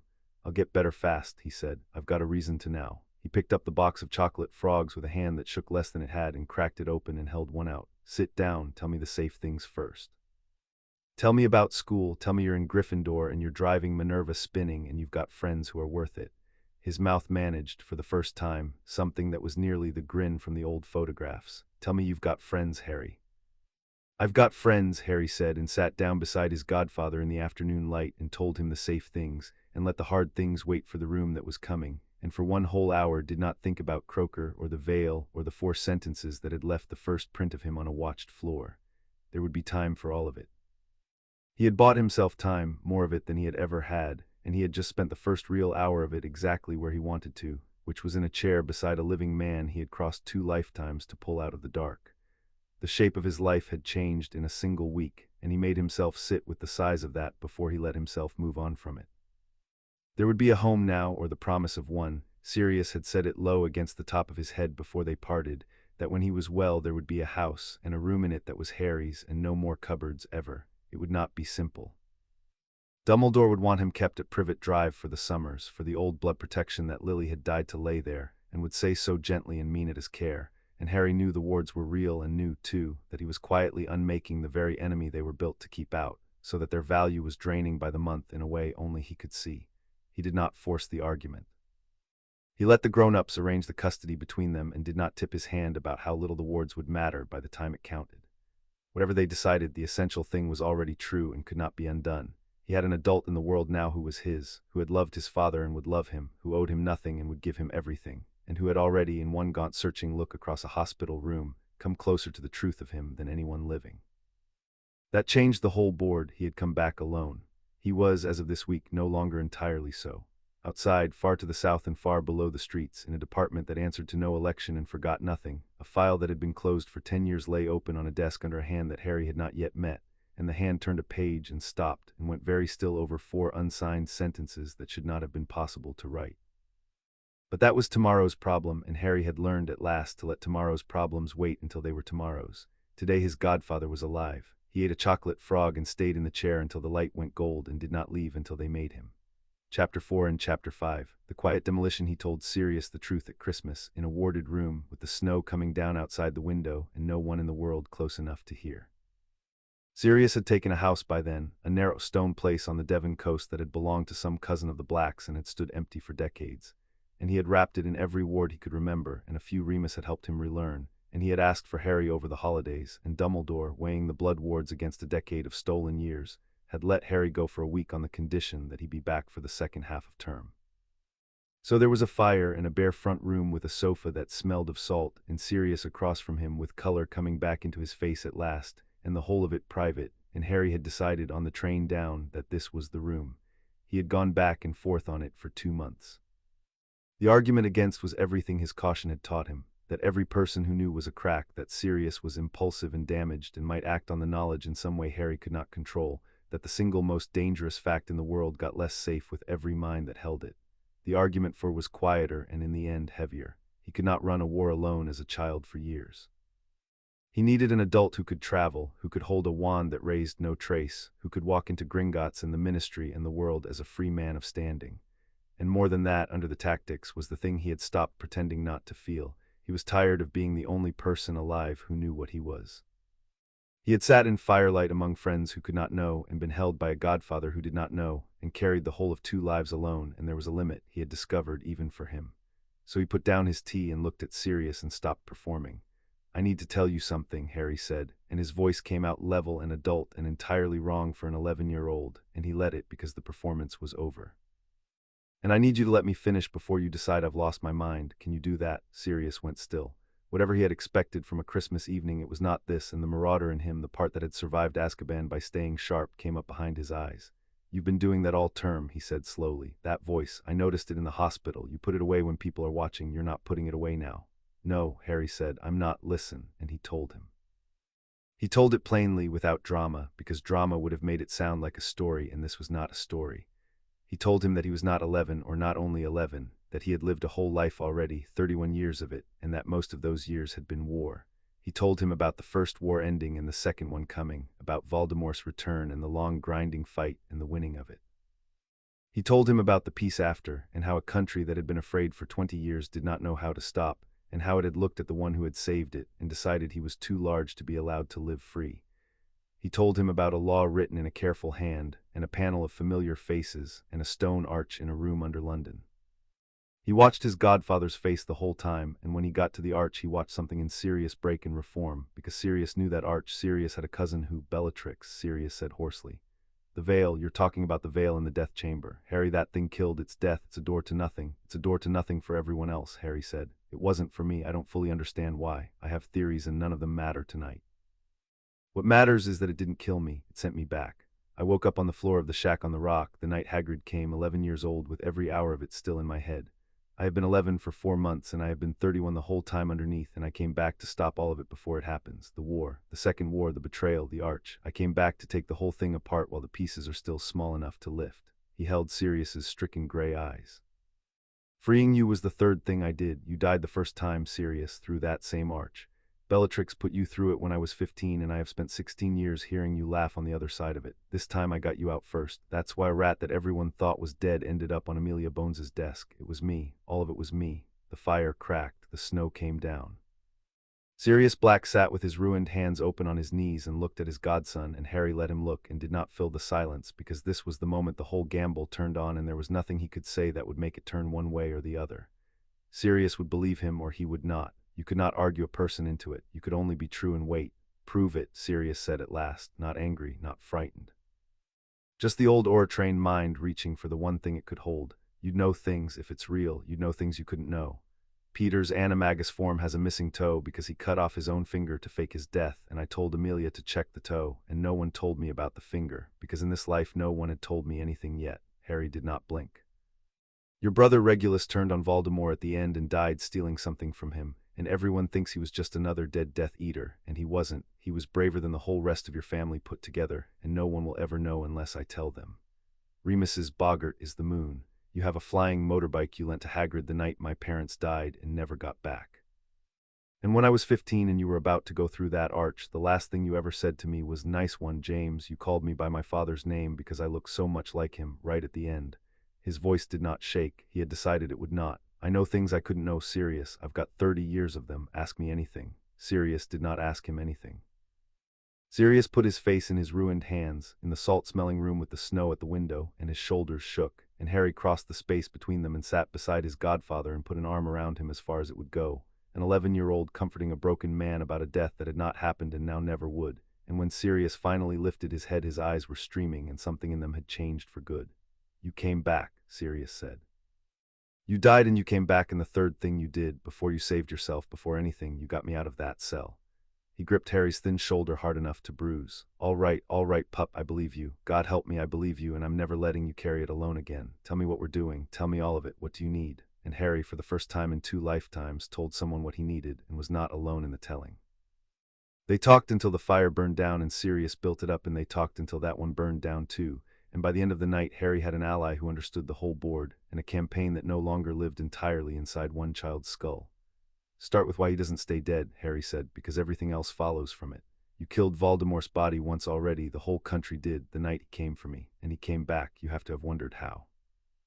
"Everyone wondered," Sirius said. "Dumbledore wondered out loud near the end before he said Voldemort had taken steps. He never said what. Horcruxes. Harry said the word as you name a disease. It's the blackest magic there is, and I'm not going to teach you how it's made, because the knowing is a wound in itself and you don't need it. Here's what you need. You split your soul by murder and you seal the piece into an object, and while the object survives, you cannot truly die. Your body can be destroyed and you go on less than a ghost, waiting until something gives you a way back. He made 6 of them. 6 anchors hidden in 6 places, and a 7th piece he kept in himself. That's why the country's celebration 10 years ago was premature. They knocked down the house and left the foundations, and the foundations have been sitting in the dark ever since, patient, waiting for a servant loyal enough or a fool desperate enough to give him hands again. Sirius had gone pale under the returning color. 6, he said. You know where they are. I know where all of them are. That's the entire advantage I came back with, the one thing no one has ever had against him. I know the board before the game starts. A ring in a ruined shack in Little Hangleton. A locket, he paused and looked at his godfather because this one would land close to home. A locket in your mother's house in Grimmauld Place that your brother died stealing and Creature has been guarding for 10 years without understanding what it is. A cup behind the deepest wards in the Lestrange vault. A diadem lost in a room in Hogwarts that only appears when you need it. A diary that hasn't been planted yet, that Lucius Malfoy is going to slip to a child next year unless I stop him. And the snake later and the piece in his own body last of all. He spread his hands. Destroy the anchors, and the next time his body dies, he dies with it. That's the whole war, Sirius, not a battle, a demolition. Quiet, patient, one anchor at a time, done before anyone knows there's a demolition happening. Because the day the wrong person understands that someone is hunting Horcruxes is the day the wrong person understands there are Horcruxes to hunt, and that knowledge is a match in a room full of the exact fear that built my arch. And you've been planning to do this alone, Sirius said. Curse-broken vault in a house full of my family's dark magic and a ruin full of Merlin knows what alone at 11. I was going to do it slowly, over years, whatever I could reach without being noticed. Harry met his eyes. That's why tonight matters more than you know. You can walk into Gringotts as a free man of an ancient house. You can go to Grimmauld Place, it's yours now, and Creature answers to you. You can travel and hold a wand and be an adult in the world in every place I can't. I have the map. You can walk the ground. Together we do in 1 year what I was going to spend 6 trying to do without being seen. He let a breath out. I need Remus too, eventually, and I need you to trust me about the Order and about the one rule that matters more than winning. Which is, nobody knows why. Not Dumbledore, not the Ministry, not the Order if there ever is one this time. Every Horcrux we destroy quietly, and if we can't do it quietly we make it look like anything other than what it is. The fear is the enemy as much as he is. I watched fear turn my friends into my executioners. I am not going to hand this world a reason to be afraid because I have seen exactly what it builds when it is. Sirius was quiet a long moment, turning it over, the Auror in him testing the shape of the plan and finding it sound, the godfather in him watching the child who had made it and grieving a little that a child had had to. All right, he said, your war, your rules, where do we start? We start by making sure the thing already loose in my school this year doesn't get its hands on the one thing that could give it a body early. And Harry told him about Quirrell and the stone and the mirror. It was almost restful, having someone to think out loud with. Harry laid it out as he had laid it out for himself 100 times, but now there was a second mind to catch the flaws. The parasite in the castle was Voldemort's wraith, riding a weak teacher, and it wanted the Philosopher's Stone at the bottom of Dumbledore's gauntlet of traps. Here's the elegant part, Harry said. It can't have it. Dumbledore hid the stone in the Mirror of Erised, and the mirror only surrenders it to someone who wants to find it and not use it. Voldemort wants to use it more than anything in the world. He can stand in front of that mirror until the castle falls down and it will never give him the stone. The trap is self-sealing. The one danger is that in his desperation he does something loud and terrible to a school full of children, and that the plot, if it runs as it ran before, pulls a certain reckless first year down into that chamber at exactly the wrong moment. You, Sirius said flatly. Me, last time, not this time. This time that first year is going to be conspicuously in his dormitory the whole night with witnesses. What I need from the edges is to make sure 2 things are true when the parasite finally cracks. 1, that the stone is gone before then, destroyed, so there's nothing left to want. 2, that Dumbledore is in the castle and not lured off to London by a forged ministry summons, which is how it was done before. They got the old man out of the way and then made the attempt. He looked at Sirius. You can help with both and neither will look like me. You've every right to write to Dumbledore now, godfather to his student. A free man, grateful, concerned about the security of the school his godson sleeps in. If Sirius Black asks pointed questions about a dangerous object rumored to be hidden at Hogwarts, and about a certain nervous professor, Dumbledore hears it as a father's worry, not a plot. Headmaster who's been made a little uneasy by a Black is a headmaster who does not leave his castle on a suspicious summons. Sirius began slowly to smile, and it was the first real one Harry had seen on him, the marauder grin surfacing whole out of 10 years of gray. You want me to spook Dumbledore into babysitting his own trap, he said. Merlin, all right, I can be an anxious godfather. I've got a decade of anxious to spend. The grin faded into something steadier. Nicholas Flamel is 600 years old and tired, Harry said. He and his wife have talked about letting go for a long time. Once the stone's been targeted, Dumbledore will want it out of the school anyway, and if a grateful, well-connected free man happens to suggest, in the same breath as his other worries, that a thing so dangerous ought to be destroyed rather than guarded, the idea will already be in the room when Dumbledore reaches for it. We don't force anything. We just make sure every good idea that keeps children safe is already sitting on the table when the grown-ups sit down.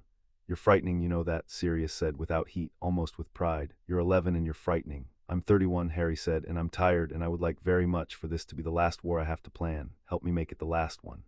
Sirius reached across and gripped the back of his neck as he might have gripped James's and held on. To the last one, he said, and outside the snow kept coming down, and inside two people instead of one sat up planning the quiet end of a dark lord, and for the first time the plan had a grown man's hands to reach the high shelves, and a child's whole map to know which shelves to reach for. The rest of that winter and the spring that followed taught Harry a thing he had not expected to have to learn, which was how to run a war and a childhood at the same time without either one showing the seams of the other. By day he was a first year and a convincing one. He lost at chess and won points in charms and let Hermione drag him through the library and ate too much at every meal because the body he was rebuilding was finally, slowly, beginning to answer him. He kept the four of them close and warm. He gave Snape nothing and McGonagall exactly one raised eyebrow's worth of promise and no more. He was to every eye in the castle that mattered, precisely the ordinary bright orphan the story required, and the performance had stopped costing him what it cost in the early weeks because he had a place to set the rest of himself down now, and the place was called Sirius. They wrote in a code that was not really a code, Godfather and Godson, the letters full of Quidditch and homework on the surface, and underneath, in the spaces a censor would skim past, the steady work of a campaign. A question about a history of magic essay was a question about the Lestrange vault. A complaint about the cold in the dormitory was a confirmation that the wards on the Devon house held. And once a fortnight on the Hogsmeade weekends the older students had and the first years did not, a large black dog would find its way to the edge of the grounds where a boy happened to be walking. And for an hour Harry Potter would sit against a tree with his hand in a dog's rough fur and talk, aloud, to the one person in the world who knew what he was, and go back up to the castle lighter than he had gone down.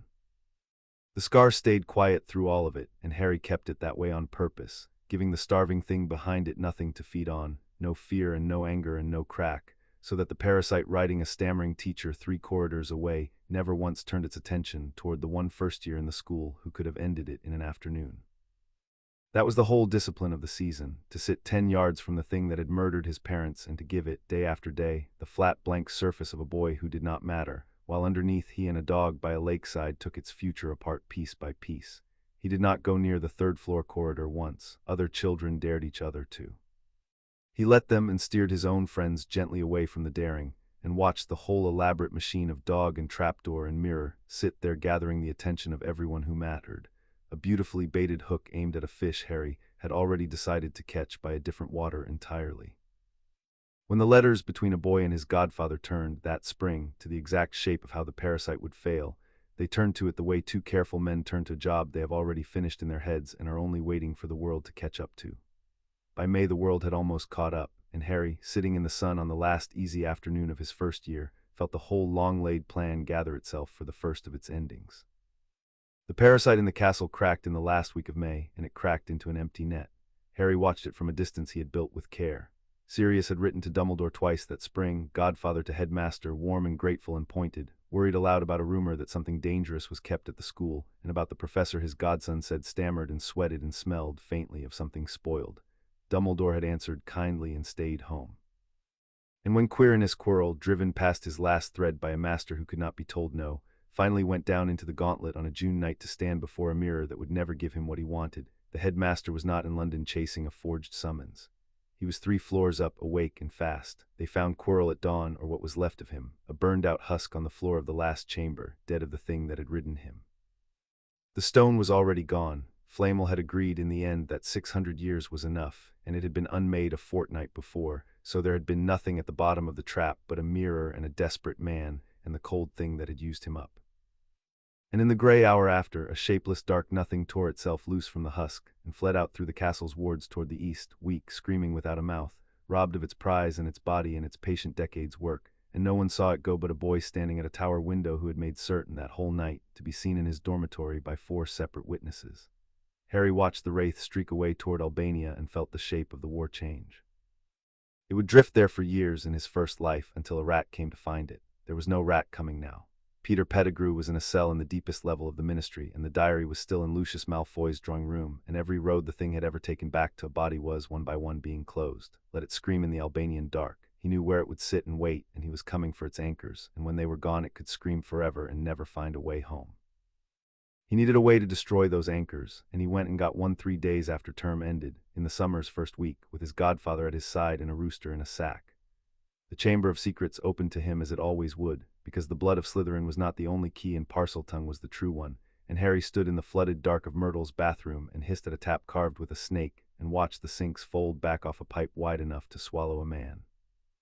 Sirius, who had come into the castle over the holidays as a large black dog trotting at the heels of a godson with legitimate business and Dumbledore's leave to visit, shook himself back into a man in the dark and looked down the pipe and said something about James's son that Harry chose not to hear. "Eyes on the floor," Harry said. "Whatever happens, you do not look at it directly. A basilisk kills with its eyes. We are not going to give it the chance."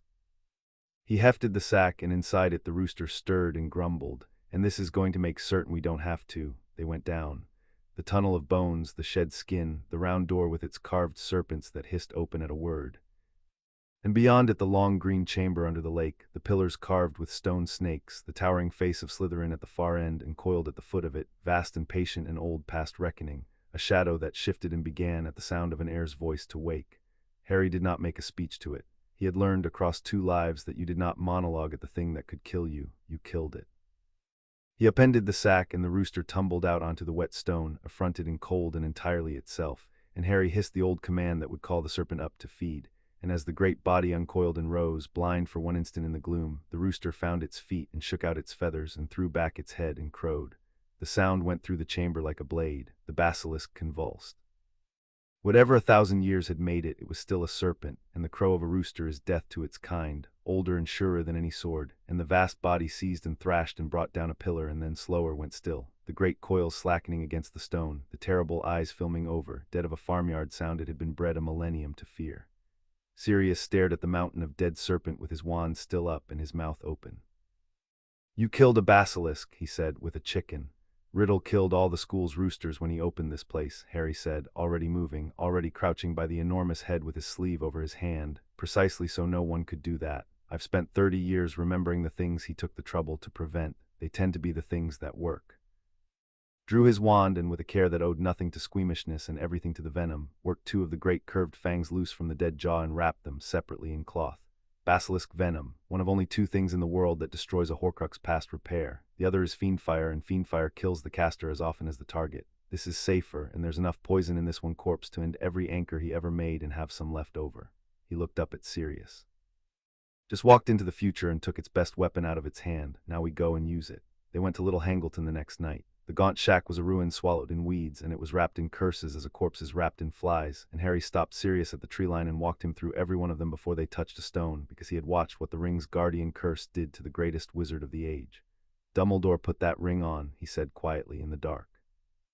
"In my first life, he knew it was cursed and he put it on anyway, because the stone in it was a thing he had wanted his whole life, and grief made him a fool for 1 second and it killed him. Slowly over a year, but it killed him. We are not going to touch it with skin. We are not going to want it. We are going to break it and leave." The curses were vicious and old and aimed at a thief who would try to take, and Harry had not come to take. He had come to destroy, and the wards that guarded against theft had less to say to a boy who levered up a rotten floorboard, exposed a small black box furred with dust, and drove a basilisk fang straight through the ugly gold ring inside it without ever lifting it from the earth. The ring screamed. They always screamed, the anchors, when the venom found the fragment of soul inside. A thin black shriek that was not quite sound, and a gout of something dark, and then a stillness, and a broken ring lying split in the dirt with a plain black stone fallen out of its setting, cracked across the middle, quiet now, only a stone. Harry looked at the stone for a long moment and did not pick it up. He knew what it was. It was not only a stone Voldemort had stolen from a dead family. It was older than Voldemort, older than the Gaunts. One of 3 objects made or found before death was a rumor, and Harry had held all 3 at once in his first life on the night everything ended. The Resurrection Stone, the second Hallow, and looking at it in the dirt, cracked and quiet, he understood at last the thing he had told Sirius did not matter, the reason the Arch had not kept him. Death did not take the master of its own instruments. He had united the 3 and put them down, and never reckoned what holding them had made him, and when they threw him through the doorway built to send souls onward, his had refused to go, because the one soul in the world that death could not simply command was the soul that had once been its master. That was why he was here, not luck, not mercy. A debt in the deepest law of the world, come due at the worst hour of his life and paid in the only coin it could be paid in, which was time. He could pick it up, he could turn it 3 times and call them back, his mother, his father, all the dead he carried. The old want moved in him, and he let it move and did not reach. "Leave it," Harry said, and his voice was steady. "The stone doesn't die, and I'm not going to carry it. The dead don't belong to the living, Sirius. I learned that the hard way, and I'm not going to unlearn it because it's lying in the dirt asking to be picked up." He stood and pocketed nothing and looked at the broken ring one last time. "One anchor down. He's a fraction more mortal than he was this morning, and he doesn't know it, and he won't know it until it's far too late to make another. Come on, we've a house full of your family's ghosts to visit and a locket to break." Number 12, Grimmauld Place, was worse for Sirius than the basilisk had been, because a dead serpent asks nothing of you, and a childhood home asks everything. He went in ahead into the dust and the gas-dim gloom and the stink of a house shut up around its own grievances, past the portrait of his mother that woke and shrieked filth at him until he wrenched the curtains shut, and Harry followed and let his godfather have the first minutes in silence, because there are rooms a person has to walk back into alone. Then Sirius squared himself and called in a voice that had not softened, "Creature." The house elf came, ancient and bent and hostile, muttering about blood traitors and the shame of the house, and stopped when he saw the locket Harry drew from his robe, not the real one, a copy Harry had made to test the elf, a plain, heavy locket that meant nothing, and then went rigid entirely when Harry said the thing that no one living was supposed to know. "Master Regulus gave you a locket," Harry said, gently, crouching to the elf's level, "and he told you to destroy it, and he made you leave him in the cave and come home, and you have tried to destroy it every way you know for 10 years, and nothing has worked, and you have never told a soul because he told you not to. He drank the potion so you wouldn't have to. He died for that locket, creature, and he died brave, and I am the first person in 10 years who has come to finish what he started instead of laughing at you for failing it." Creature made a sound that a creature makes perhaps twice in a long life. Sirius, by the door, had gone white and still, hearing for the first time that the brother he had written off as a coward and a Death Eater had turned on Voldemort in the end, and died stealing the exact thing his godson had come to break. They did it in the kitchen on the great scarred table, the real locket fetched from the elf's nest of stolen treasures where it had sat like a poison for a decade. It fought them.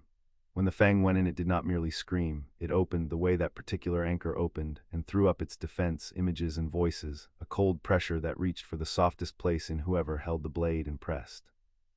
It reached for Sirius and showed him Azkaban, 10 more years of it, showed him James dead and Harry dead and himself alone in the dark forever, and Sirius's hand shook on the fang and his face crumpled, and Harry put his own small hand over his godfather's on the hilt and said, "It's lying. It only has what you're afraid of. Push," and together they pushed, and the fang went through, and the locket screamed itself empty and died. In the ringing quiet after, Creature was weeping, holding the broken halves against his chest and rocking, saying Master Regulus's name over and over, and Sirius Black knelt down on the filthy kitchen floor of the house he hated and put his hand, awkward and unpracticed, on the old elf's shoulder, and the two of them stayed like that a while, the last two survivors of a ruined house learning, 10 years late, that one of their dead had been a hero. Harry stood back and let them have it. It was not on any plan, it was one of the things you did because it was right, and he had promised himself he would keep doing those, even in the middle of a war, especially then. "Two down," he said quietly when it was time. "Regulus started this one, we just finished it for him. That was the summer the architects noticed."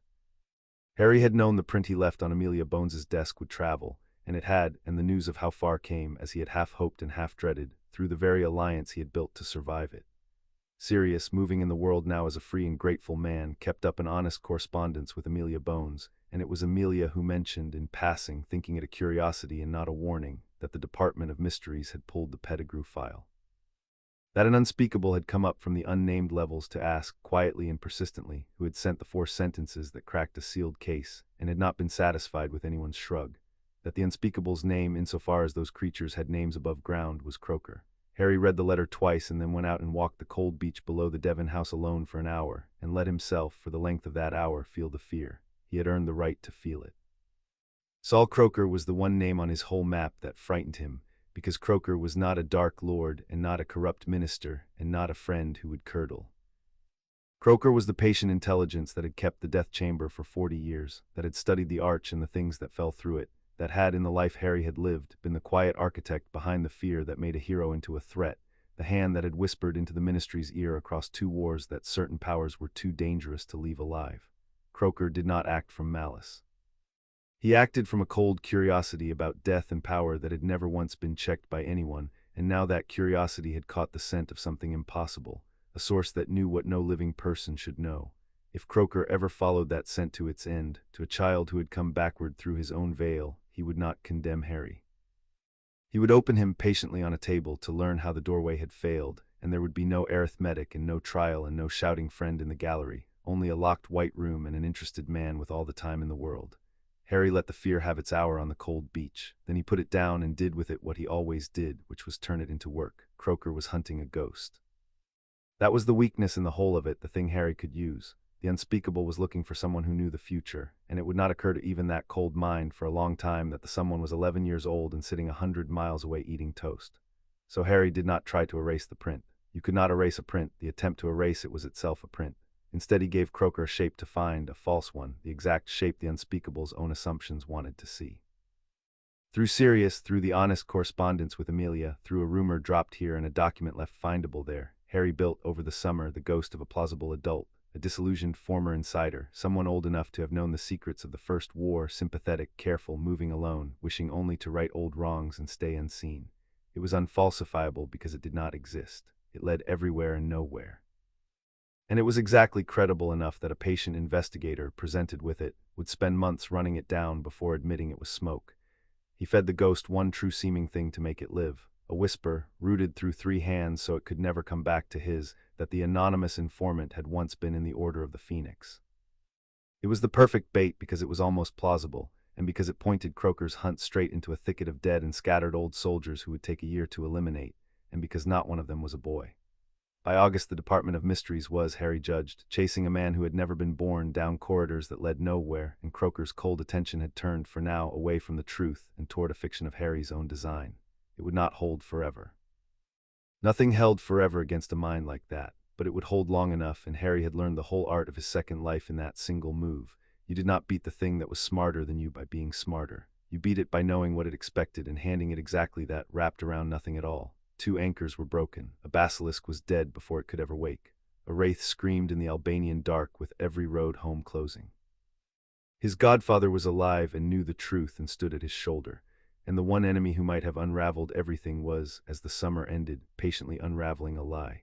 Harry walked back up from the beach as the light went and did the sum one more time and found the board leaning at last as he had crossed 2 lifetimes to lean it.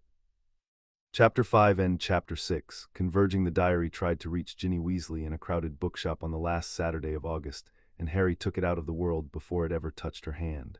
He had known the day and the place for a year. Flourish and blots, the signing for Gilderoy Lockhart, the whole of magical London packed in shoulder to shoulder, the Weasleys in their mended robes and the Malfoys in their good ones, and somewhere in the crush Lucius Malfoy would find a moment, in the noise of an argument he half-staged himself, to slip a black book into the second-hand cauldron of a girl too poor to notice one more battered thing among her brother's cast-offs. It had nearly killed her the first time. A whole year of a dead man writing back, hollowing her out a page at a time, and no one seeing it until she was almost gone.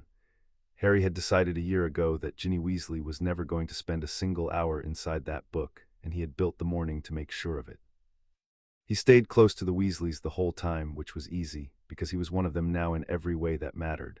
He had spent half the summer at the Burrow, and Molly fed him, and Ginny had gone scarlet and silent every time he entered a room, and he had been careful and kind with the 11-year-old who did not know she had once been a battlefield. In the shop he kept Ginny's cauldron in the corner of his eye as he kept exits in the corner of his eye, and when the moment came, Lucius Malfoy drawling something poisonous to Arthur, Arthur going for him, the crowd surging, the flash of the 2 fathers grappling into a bookshelf. Harry was already moving, already beside the cauldron, and his hand closed on the black book the instant it left Lucius Malfoy's sleeve and slid it into his own robes and left in the tangle of Ginny's schoolbooks. A battered black diary of exactly the same size that he had bought for 2 nuts and aged with tea. No one saw, that was the whole art of it. In a room full of people watching 2 grown men fight, the one person watching the hands instead of the faces can do almost anything he likes. Lucius Malfoy shoved Arthur off, straightened his robes, and made his sneering exit, believing his master's weapon was already nested in a blood trader's cauldron, primed to open the chamber and loose a monster on the school before the year was out. He did not know the monster had been dead since June, killed by a rooster in the dark. He did not know the book in the girl's cauldron was a decoy full of blank pages. He did not know that the true diary was walking out of the shop in the pocket of an 11-year-old who had come back through death specifically to take it from him. He knew none of it, and he swept out into Diagon Alley pleased with himself, and Harry watched him go and felt the particular quiet of a trap sprung backward, the maker walking away certain he had won the very move he had just lost. He destroyed the diary that night at the burrow in the orchard where the ghoul in the attic could not hear and the moon was down. He had thought about who to bring, and had decided in the end to bring no one, because this was the anchor that could talk, and he did not want a single soul to hear what it might say. He knelt in the wet grass with the basilisk fang in his hand and the book open in front of him, and for one moment the diary tried the only weapon it had, and the neat cold voice of a boy who had grown into a monster wrote itself across the page, unhurried, curious. Who are you? You are not the girl. You know me. How do you know me? Know how you end, Harry said aloud to the book, to the fragment, to the 16-year-old Tom Riddle who did not yet exist and never would in the shape he was reaching for. I've watched you lose everything twice. You made yourself into 7 pieces so you'd never have to die, and every piece is a door you left open, and I am going door to door in the dark closing them, and you will never know it happened until the night your body dies and nothing catches you. This is the 4th door. There are not many left. The book wrote one more word, wait, and Harry drove the fang through it. It did not scream like the locket or the ring. It shrieked, a boy's voice and an old wrong thing's voice at once, and ink welled up out of the punctured pages like blood, black and pouring, and a shape rose half-formed out of it, a tall, dim outline of a handsome, cruel young man reaching, and then the venom went all the way through, and the shape came apart into nothing, and the ink stopped, and the diary lay in the grass, ruined, silent, harmless, a book again. Somewhere in the house above him, without ever knowing why, Ginny Weasley slept a whole clean night that in another life she had spent weeping into a pillow with a dead man's voice in her head. Harry knelt in the orchard a while longer in the dark and let himself feel one clean thing, which was the tenderness of it, that she would never know, that none of them would ever know, that the whole point of doing it right was that the person you saved never found out they had needed saving. It was a strange gift, the invisible kind. He had received exactly one of them in his first life, from Hagrid in a cake in the dark, and he had spent the rest of that life not understanding it was a gift. He understood now. He buried the ruined diary at the foot of an apple tree and went back inside, and in the morning ate Molly Weasley's eggs at a crowded table between Ron and a blushing Ginny, and told no one that the year they were all so nervous about had already had its worst tooth pulled. 4 anchors gone. The ring, the locket, the diary, and a basilisk that would never rise. 2 left that he could reach, a cup in a vault and a diadem in a room, and then the 2 that could not be reached the same way. The snake that Voldemort had not yet made, and the piece of him that lived, quiet and patient and unwelcome, behind Harry's own scar. He did the sum at the breakfast table with his face doing an ordinary boy dreading Lockhart's lessons, and found that the end of the whole thing was closer than it had ever been, and that the closer it came, the more carefully he was going to have to walk, because the last stretch of any demolition is the one where the building finally understands it is being torn down. 2nd year began without a monster in it, and Harry was the only person in the castle who knew what an achievement that was. He watched Ginny Weasley come off the boats on the 1st of September, small and bright-eyed and terrified in the ordinary way of every first year, and take her seat under the hat, and get sorted into Gryffindor to the roar of her 4 brothers, and go pink with the joy of it. That was all.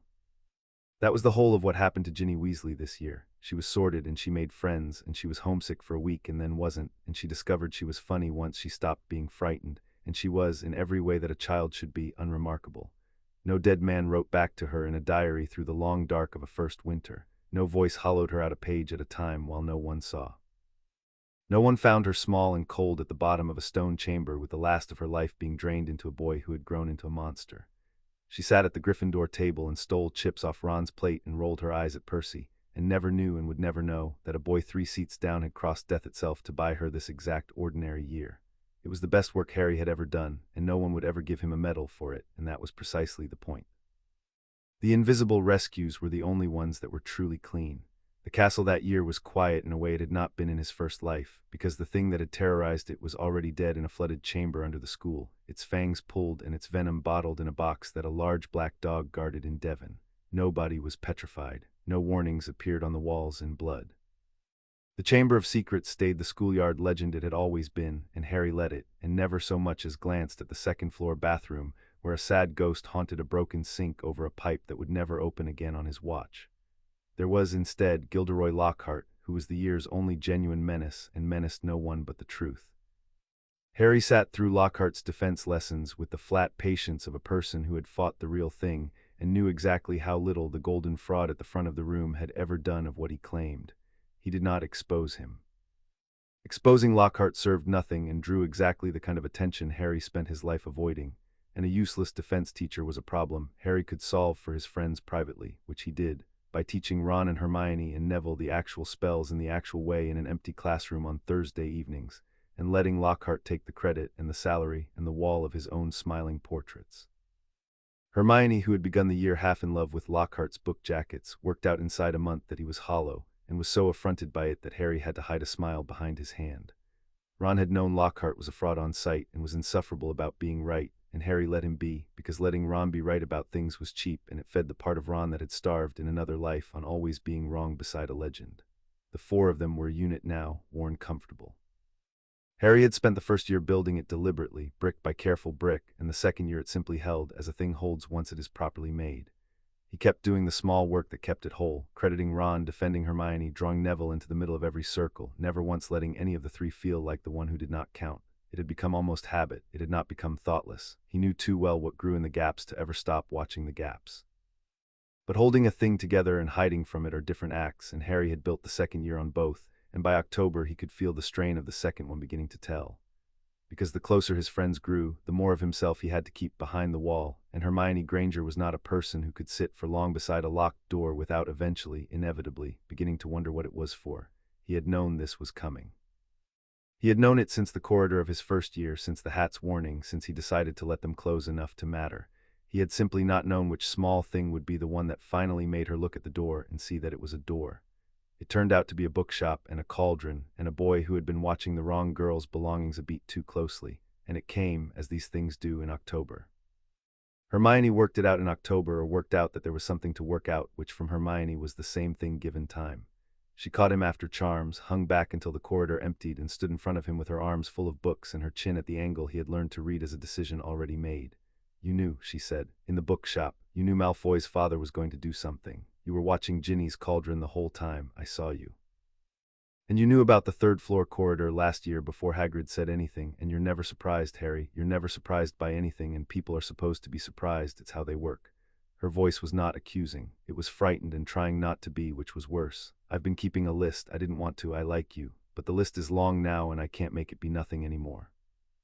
Harry looked at her, 12 years old, brave enough to walk up to the thing that scared her instead of away from it, and felt the whole weight of the decision he had been putting off for a year settle onto the corridor floor between them.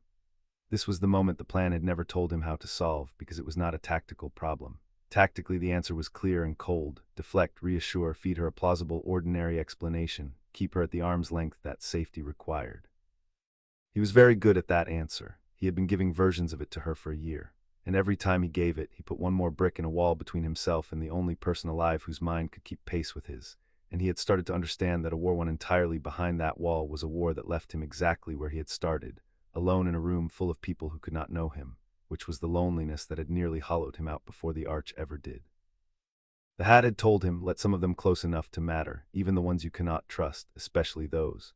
He had carried the sentence for a year, not sure if it was comfort or warning, and standing in the empty corridor he understood at last that it had been an instruction, and that it was the hardest one he had been given, harder than any Horcrux.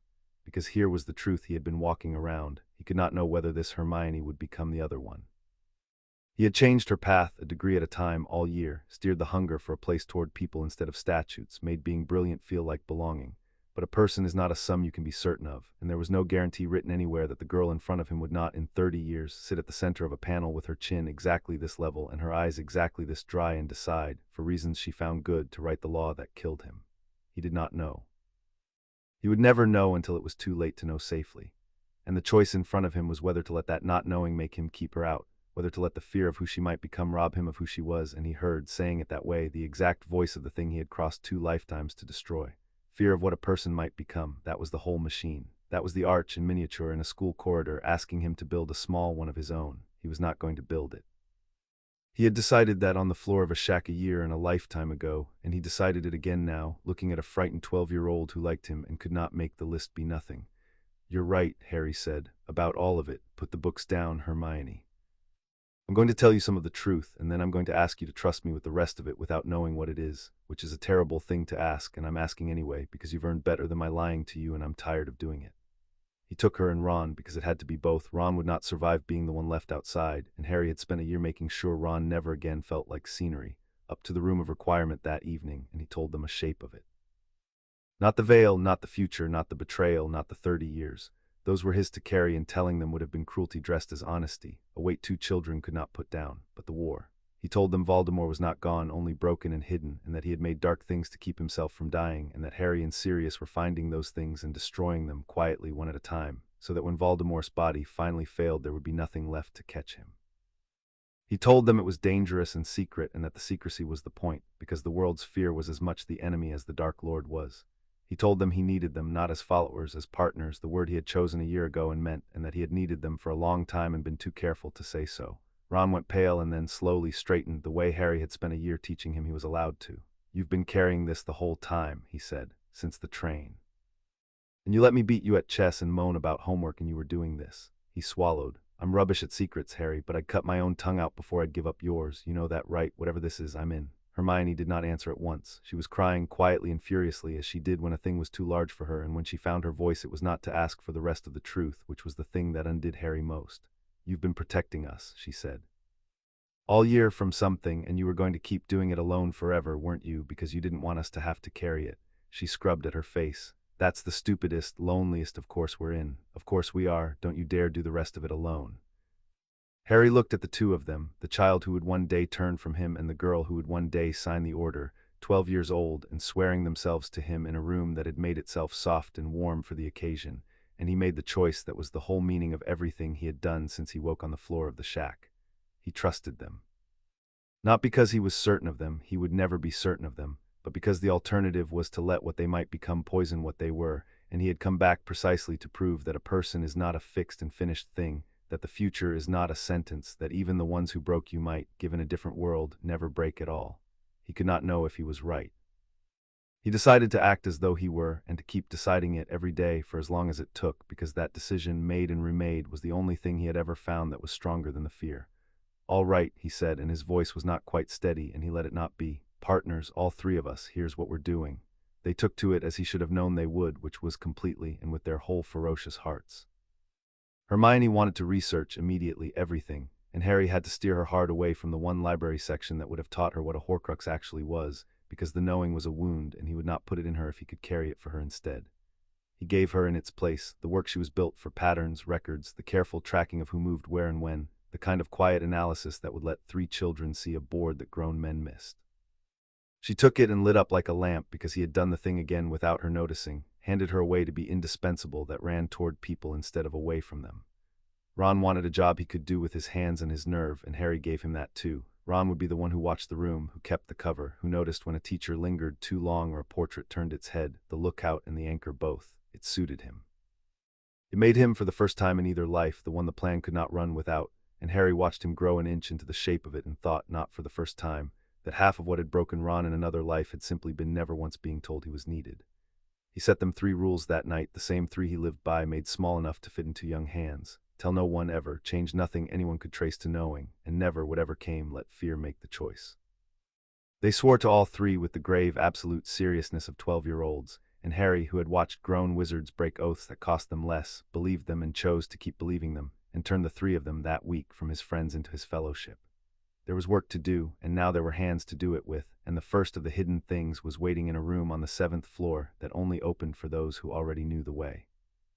The diadem was the easy one, and he let his new partners have it, because a person who has been trusted with a secret needs a task in it, or the trust curdles into fear. He took them up to the 7th floor on a wet Wednesday, to the blank stretch of wall opposite the tapestry of the dancing trolls, and walked them 3 times past it, thinking of the place where everything is hidden, and the door appeared, and they went into the room of requirement as it had made itself for 1,000 years of students hiding their sins. A city of lost things, shelves and towers and mountains of it, broken furniture and forbidden books, and the abandoned evidence of every secret the castle had ever swallowed. Hermione made a sound at the sheer scale of it. Ron said it would take a year to find a teaspoon in here. 11 minutes, Harry said, already walking, because he had come here once before, in a burning version of this room in a war these two would never see, and he remembered the way to the exact bust of an ugly warlock near the exact scarred cabinet, and on the bust where a bored student had left it decades ago, and Voldemort had hidden it in plain sight among 10,000 other forgotten things, a tarnished old tiara set with dim blue stones. Ravenclaw's diadem. The cleverest hiding place he had ever built, a needle in the one haystack in Britain that no one ever finished searching, and it had worked the first time, right up until it hadn't. He let Hermione be the one to drive the fang through it, because she had cried in the corridor and needed to feel that the trust had teeth, and she did it with her jaw set and her hand steady, and the diadem shrieked and bled its black and died, and Ron whooped and then clapped a hand over his own mouth. and the three of them stood in the city of lost things over a dead piece of a dark lord's soul, and something knit tighter between them that had been fraying in another life toward a plum robe and an arch. Harry watched them grin at each other over the ruined crown and thought that this too was a kind of demolition of the future that had made them his executioners, and that it looked from the inside exactly like three children being brave together in a strange room, which was all it had ever needed to look like. The cup was the hard one, and he did not solve it with a fang. He solved it with the 2 years of small, honest deposits he had been making since he first inclined his head to a goblin in a marble hall. He could not break into the Lestrange vault. It went against everything. The whole of his method was to leave no print, and a Gringotts robbery was the loudest print in the world, and it was exactly the kind of impossible foresight that Croaker's people were combing the country to find. So he did not rob it. He made it lawful, and he made it quiet, and he did it by turning 3 of his own carefully placed pieces at once. Sirius went to Gringotts as the head of the noble and most ancient house of Black, which he loathed being, and which, for one afternoon, he consented to be. Bellatrix Lestrange was a Black by birth, imprisoned for life, a stain on a house Sirius had every standing to speak for, and it was entirely natural, unremarkable even to any observer, that the head of that house should raise a formal concern with the bank about dark artifacts held by a convicted family member, objects that might, if they were what he feared, pose a danger the goblins themselves would not wish festering in their deep vaults. He did not have to invent the danger. Harry had taught him exactly enough true things about what a Horcrux does to the space around it, the slow rot of it, the way old dark magic leaks and gnaws, that Sirius spoke to the goblins as a worried lord, and every word of it rang true because it was. The goblins listened because a lord of an ancient house was raising a concern about the integrity of their vaults, and because the client raising it had, 2 years earlier through his godson, begun an honest paid relationship with them, founded on the one thing wizards almost never offered them, which was respect on their own terms. And Amelia Bones, when the concern reached her desk through Sirius's lawful petition, did what Amelia Bones did with any credible report of dark artifacts in the possession of a convicted Death Eater. She authorized an inspection, a warrant, a lawful search of the vault of an imprisoned murderer, conducted by the Department of Magical Law Enforcement with goblin cooperation, for objects too dangerous to leave unexamined. Harry was nowhere near it. That was the whole art again. He had built over 2 years 3 instruments, a lord, a bank, a magistrate, and on the day they moved, all 3 moved for reasons entirely their own, and not one of them was a boy who knew the future. The cup came out of the Lestrange vault in a warded case, catalogued as a suspected dark artifact, and in the quiet processing that followed, before it could be filed into some ministry evidence room where it might sit for decades leaking, Sirius arranged, as the concerned lord who had raised the alarm and had every right to see it resolved, to be present when the DMLE's cursebreakers examined it, and to bring, as a consultant on the Black family's dark heirlooms, a trusted associate. And the associate touched the cup with a fang no one thought to ask about while the cursebreakers were arguing over its provenance, and the 5th anchor screamed its small, ugly scream into a warded room and died, and everyone in the room concluded that whatever dark thing had been in it had been safely neutralized by the examination, which was, in the end, exactly true. 5 anchors gone, and not one of them by a robbery, a duel, or a print that Croaker could follow. Harry sat in the Devon house at the end of that half-term, with Sirius across the fire looking older and prouder than any man had a right to look, and laid the 5 broken things out in his mind and looked at what was left. The snake, which did not yet exist because Nagini had become a Horcrux only after a rebirth that Harry had spent 2 years making impossible. There was no rat to bleed for it, no diary to be found, no stone, no easy road back. If the wraith never got a body, it never made the snake, and the snake stayed an ordinary snake in an Albanian forest. And the scar. The last piece, the one he had carried since he was a year old, the fragment of Tom Riddle's ruined soul lodged behind Harry's own, quiet all these years because Harry gave it nothing, patient as all the others had been patient. That was the one the whole plan had always bent toward and around, the one he had not told Sirius the full shape of, because there was only one way he had ever known to destroy the piece of Voldemort that lived inside Harry Potter, and it was the way that had, in his first life, required Harry to walk into a forest and let himself be killed. He was not going to do that again. He had died once for these people. He had come back with a different idea about what he was and what the doorway under London was for, and he sat by the fire and turned that idea over, cold and careful, and began at last to plan the end of it. Not in a forest and not on his knees, but in the one room in Britain built to take a soul and send it on the terms of the one who had come back through it. The false trail held until spring, and then it began to fray, and Harry felt it fray as you feel weather change in an old wound. The signs came, as they always came, through the alliances he had built to sea with. Amelia Bones mentioned, in a letter to Sirius, that the Department of Mysteries had stopped asking about the Order of the Phoenix. That the unspeakable Croker had, after a year of chasing a phantom informant across the wreckage of the First War, apparently concluded that no such informant existed, that the one he was hunting was Smoke, and had turned instead with a colder and more specific attention to a different question entirely. He had begun requesting records of unexplained magical disturbances, traces, residues. The particular signature Amelia wrote, not understanding what she was writing, that certain dark objects leave behind when they are destroyed. Harry read that letter standing up and did not sit down again for a while. He had known this was the risk.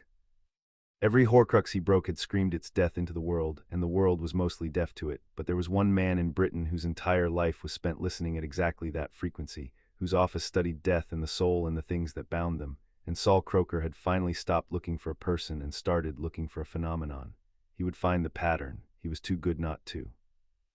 5 points on a map, 5 ruined dark artifacts across 2 years, and a mind like Croker's would draw the line through them and see, not a spy with foreknowledge, but something stranger and truer. Someone who knew the location of every anchor a Dark Lord had ever made and was unmaking them one by one, and could only have come by that knowledge in a way that touched the deepest and most forbidden magic there was. Death, time, the soul, the border Croker had spent 40 years guarding. He would not name it correctly, not yet, but he was walking toward the arch in the dark, and the thing waiting for him at the end of that walk was the truth about the child who had come back through it. And Voldemort felt it too. That was the other thing the spring brought, and it came not through a letter but through the scar. It had been quiet for 2 years, the fragment behind it, because Harry gave it nothing, no fear, no rage, no crack. But a Horcrux is a tether, and Harry had been cutting the other ends of that tether one at a time, and something in the ruined thing that hid in an Albanian forest had begun, dimly, to understand that its anchors were dying. Harry woke twice that spring with the scar hot and a foreign attention pressing against the walls of his mind, confused, furious, afraid, not Croker's cold curiosity but a hotter and more familiar thing, the panic of a creature that had made itself immortal and was discovering, one silent death at a time, that immortality was being taken back. It did not know where the deaths were coming from, but it could feel the disturbance, and the disturbance had a direction, and the direction was Harry. He lay awake after the second time and understood that the 2 architects of everything, the cold one in the ministry and the hot one in the forest, were both now moving toward the same point, and that the point was him, and that he had a choice. He could keep running the quiet demolition and hope to finish the last 2 pieces before either of them arrived and spend the rest of his second life waiting to be found, or he could stop waiting to be found. He could choose the ground. He chose the ground. He had learned at the cost of a first whole life that the one advantage a hunted thing never uses and always should is the power to decide where the hunt ends. There's a room under the ministry, he told Sirius, in the Devon house, with the map of the whole thing laid out between them at last. The death chamber. Croker keeps it. There's an arch in it with a veil, and the veil takes souls and sends them on. That's what it's for. That's what it's always been for. It's the oldest working death magic in Britain, and the Department of Mysteries has been studying it for centuries without ever daring to understand it. He met his godfather's eyes. It's the room they killed me in. It's the room you fell through. And it's the one place in the world that can take the last piece of Voldemort out of me without killing me, because the arch sends souls on, and the piece in my scar is his soul, not mine, and it will take his and it cannot take mine. Sirius had gone very still. Why can't it take yours? Because I'm the master of the thing that owns that arch, and I have been since I was 17, and that's why I'm sitting here at all. Harry said it plainly, the theory he had carried since a broken ring lay in the dirt. The veil didn't fail to kill me by accident, Sirius. It couldn't kill me. Death does not take the master of its own instruments. The same law that sent me back is the law that will let me stand in front of that arch and give it his soul and keep mine. It's the only way to end the piece in my scar that doesn't ask me to die for it, and I have died for these people once already, and I'm done doing that. And Croker's going to be standing in that room, Sirius said slowly. The one who spent 40 years studying that arch, the one who, if he understood what you just told me, would open me on a table to learn how the doorway works. Yes, Harry did not look away from it. That's why it has to be his room, because he's the last architect. Voldemort made the wars. Croker made the fear that let a country turn its wars into a reason to execute the person who ended them. He's the hand behind my arch, Sirius, the patient one, the one no election ever touched, and I am not going to spend a third life looking over my shoulder for him. I'm going to walk into the one room he thinks is his, and I'm going to end the thing in my scar, and I'm going to end the wraith when it comes for the disturbance, and I'm going to face the one who kept the veil across 2 wars in front of the veil on my terms. He let out a breath, all of them, in one room, on the night I choose. The fire cracked. Outside, the sea worked at the rocks as it had for 10,000 years and would go on working at them for 10,000 more, indifferent to every war fought above it, and inside, 2 people finished laying the last of a plan that a whole first lifetime had been the rehearsal for. When, Sirius said, soon, before Croker draws his line, before the wraith finds a body to come in. I need Amelia in position without knowing why, and I need a reason to be in that building that no one questions, and I need you and Remus at the door, and I need one clean night. Harry looked at the map of the ministry he had drawn from 30 years of memory, at the stairwell down to the 9th level, at the black door, at the room beyond it, and the older room beyond that where a thing that was not quite black stirred without wind, and whispered in a voice that had once laughed. I've been walking toward this room my whole life, he said, both of them. I think it's time I chose the walk. Chapter 6 and Chapter 7. On his terms, Croaker made contact in April, and Harry let him, because a trap you are invited into is a trap you can choose the shape of. It came as a letter, which was almost funny, given how the whole thing had started with a letter. This one was on heavy cream paper with no seal and no signature, and it reached Harry not by owl but folded inside a library book he had requested, which told him everything about the care and reach of whoever had sent it. It said in a spare, unhurried hand, I have spent 2 years looking for a person who does not exist. Recently I stopped and looked instead for a thing that should not be possible, and found that it points every time at you. I do not wish you harm, I wish to understand. There is a room beneath the ministry where understanding is the only business we conduct. Come and speak with me alone, and I will show you the arch you already know, and we will discuss what you are. If you do not come, I will keep looking, and I am very good at looking. See, Harry read it 3 times and then burned it and sat with the fire a while. It was a masterpiece of its kind, and he admired it as you admire a well-made blade meant for you. Every line was a lever. The confession of the 2 wasted years offered to make Harry feel he held the advantage. The reasonableness, the I do not wish you harm, which was true and meant nothing, because Croaker did not need to wish him harm to do him harm. A man who opens a thing to understand it does not hate the thing.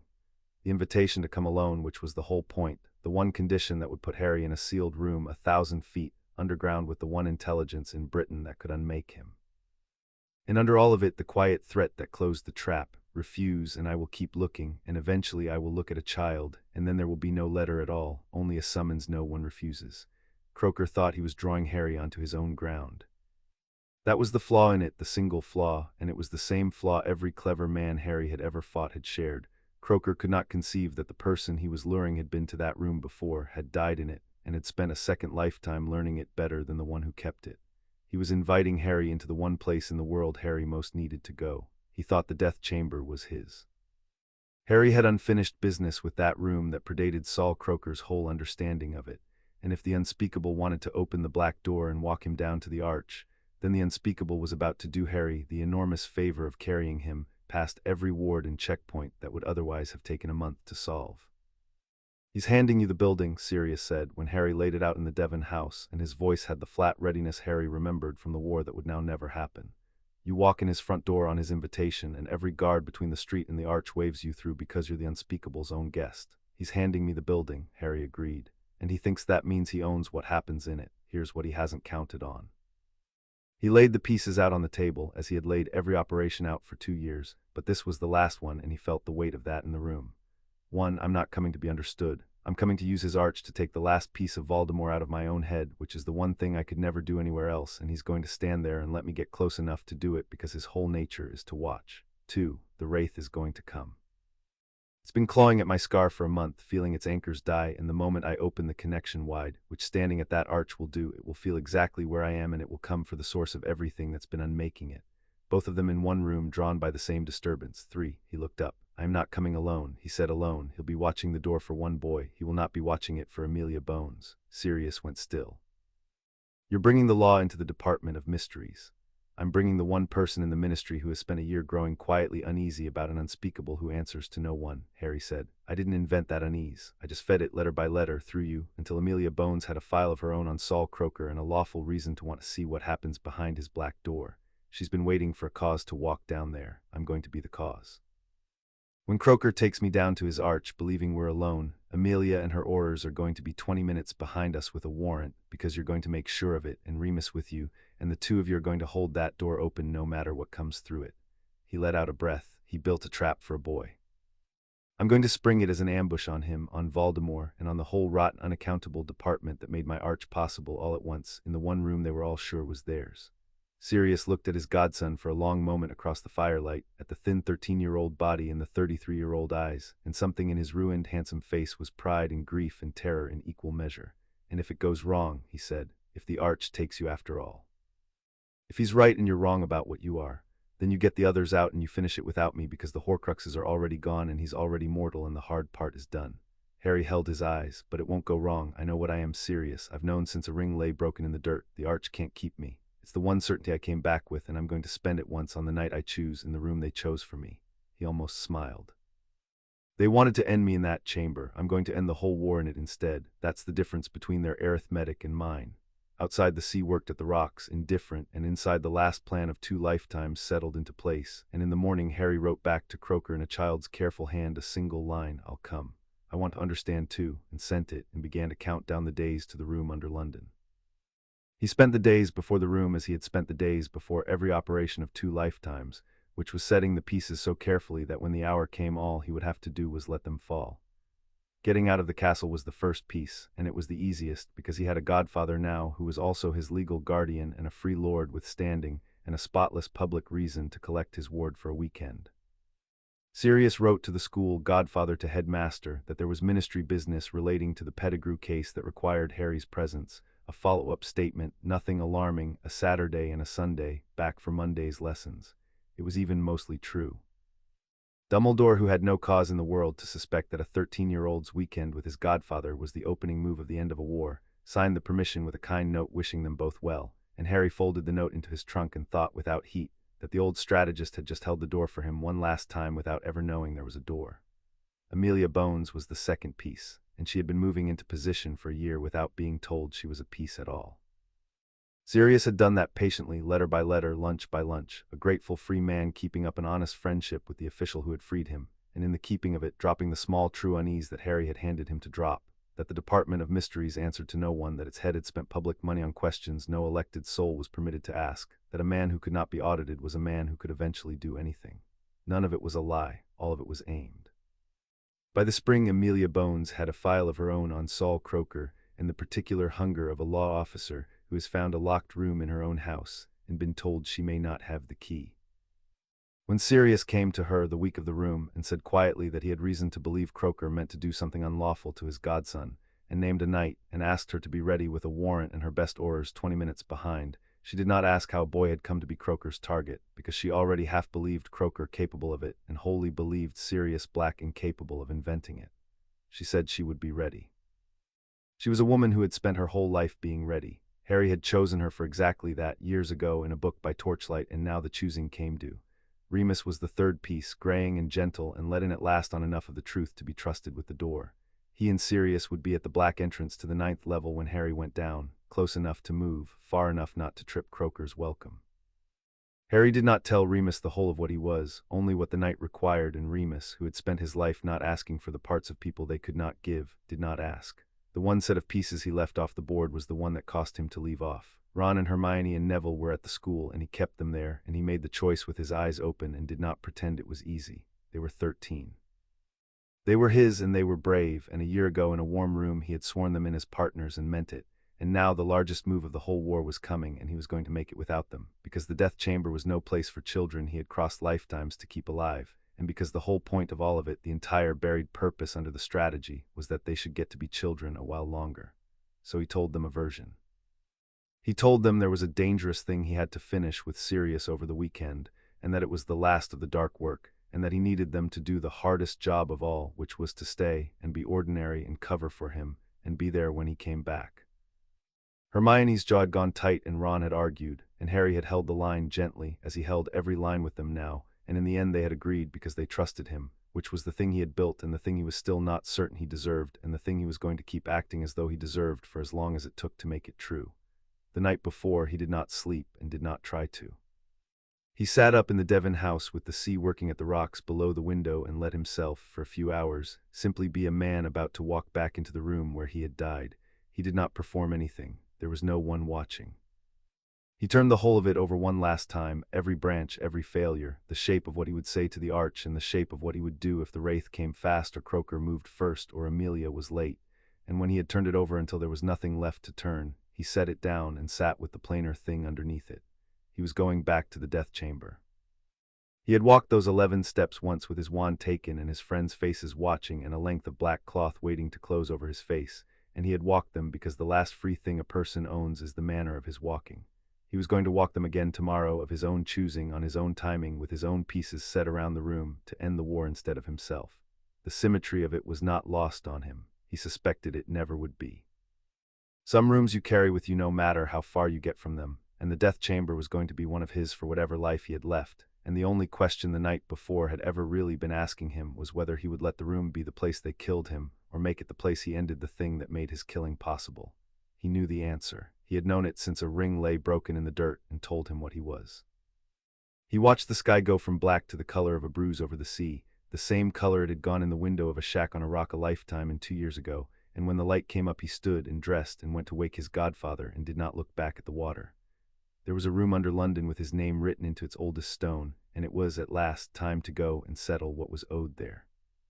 Saul Croker was a small, dry man with colorless eyes, and he met Harry at the lifts on the 9th level himself alone, and did not offer his hand. "You came," he said. "Good. I confess I was not certain you would. You have been very careful for 2 years, and careful people do not usually walk toward the one person who might undo their care."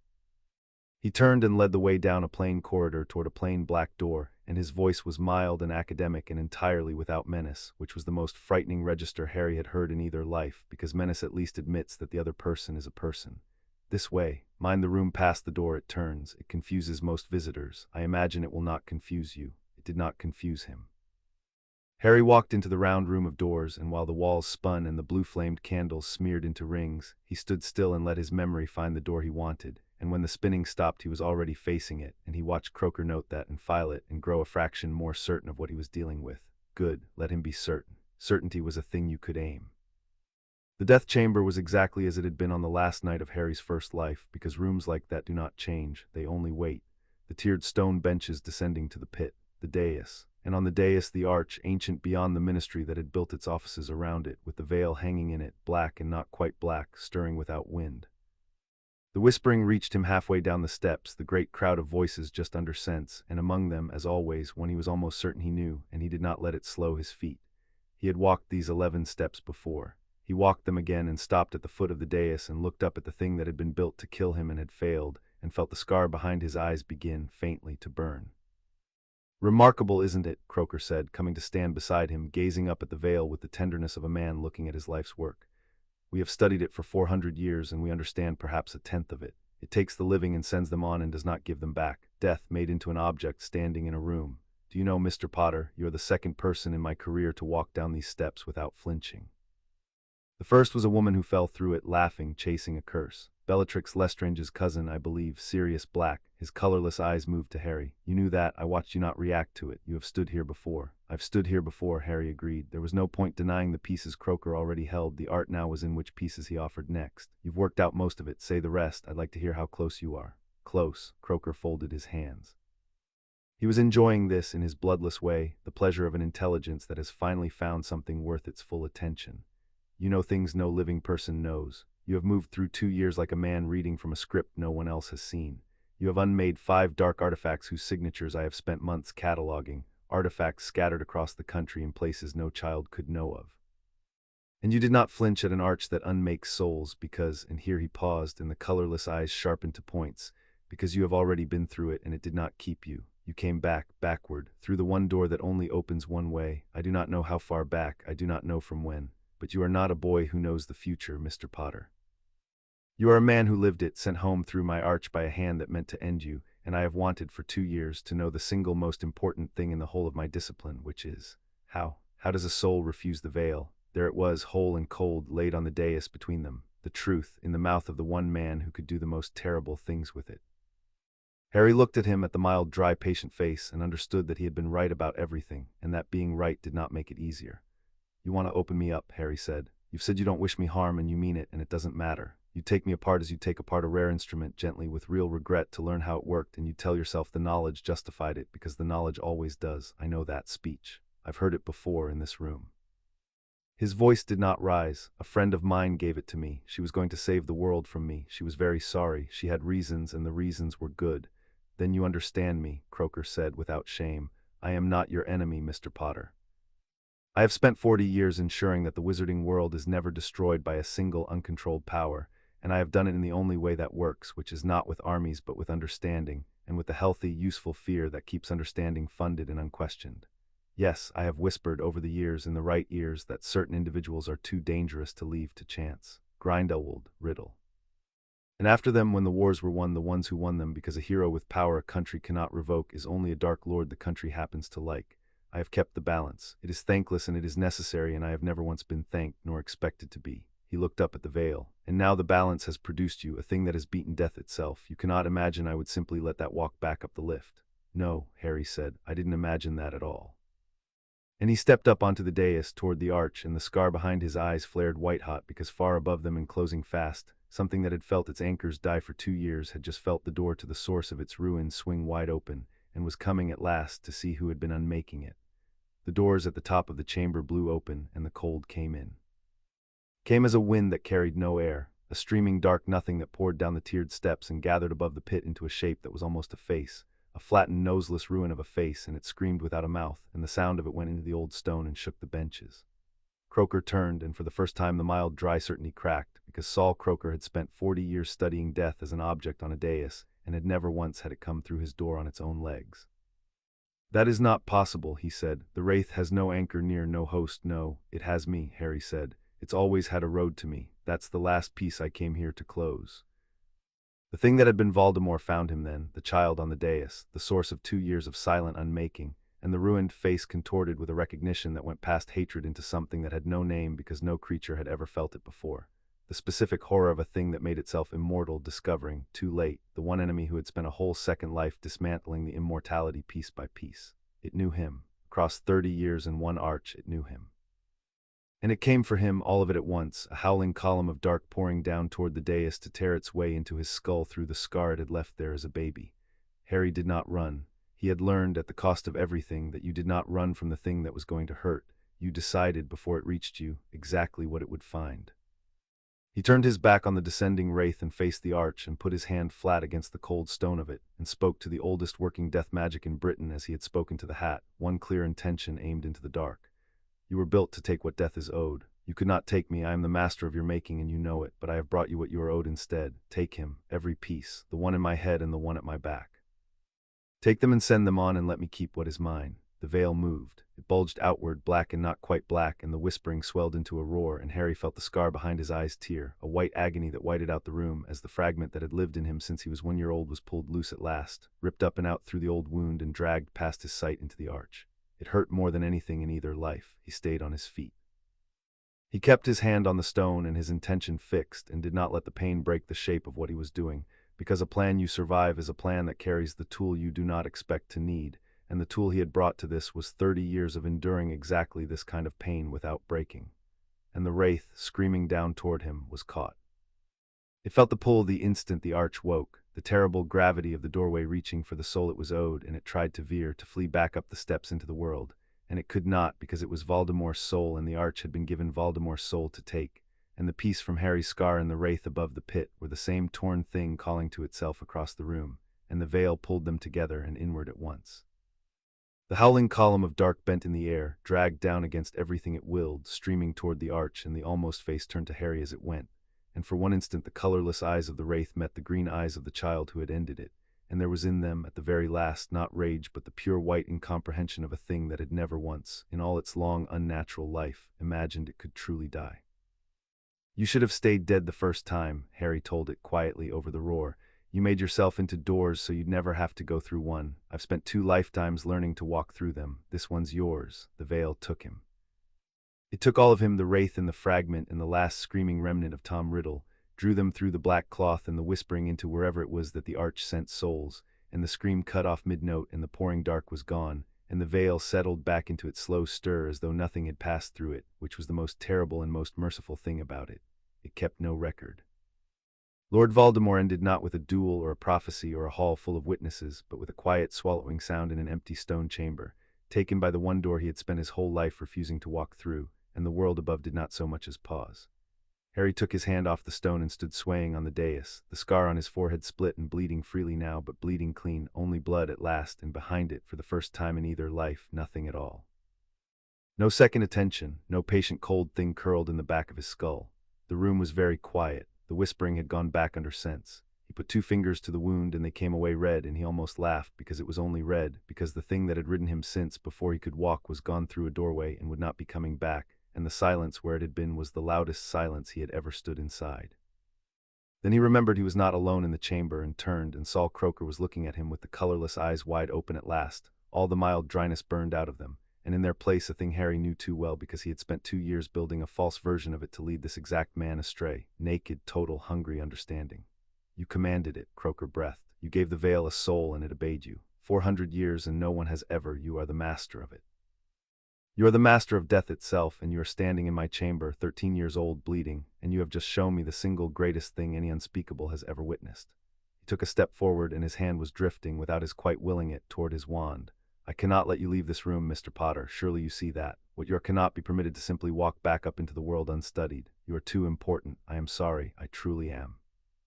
But some things are too dangerous to leave to chance. Croaker's wand came up, and Harry, who had disarmed better wizards than Saul Croaker in wars this man had helped arrange, did not reach for his own. Don't, Harry said, not because you'd lose, though you would, because in about 90 seconds that black door is going to open, and I'd rather the people coming through it found you holding a wand on a bleeding child than found me having done something to you I'd have to explain. Croaker's colorless eyes flicked to the door and back, and the calculation ran behind them, and it ran too slowly, because it was built for the study of dead things and not for a fight. And while it ran, Harry simply took one step to the side off the line of the wand, the small economical movement of a man who had spent a lifetime learning where not to be standing. You spent 40 years making a country afraid of dangerous individuals, he said, conversational, moving. You should have spent one of those years learning to point a wand at one. You've never had to. You've always had the fear do it for you. The door opened. Amelia Bones came through it with her wand already up and 4 oars behind her, and a warrant in the air that glowed with its own authority.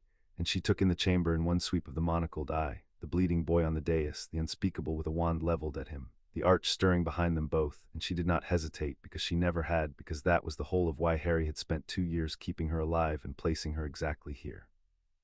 Saul Croaker, she said, and her low, even voice filled the chamber as it had once filled a headmistress's office.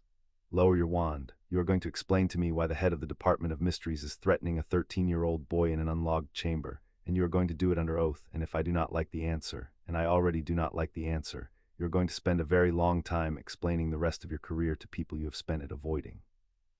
It came apart for Croaker then, all of it, in the space of a breath.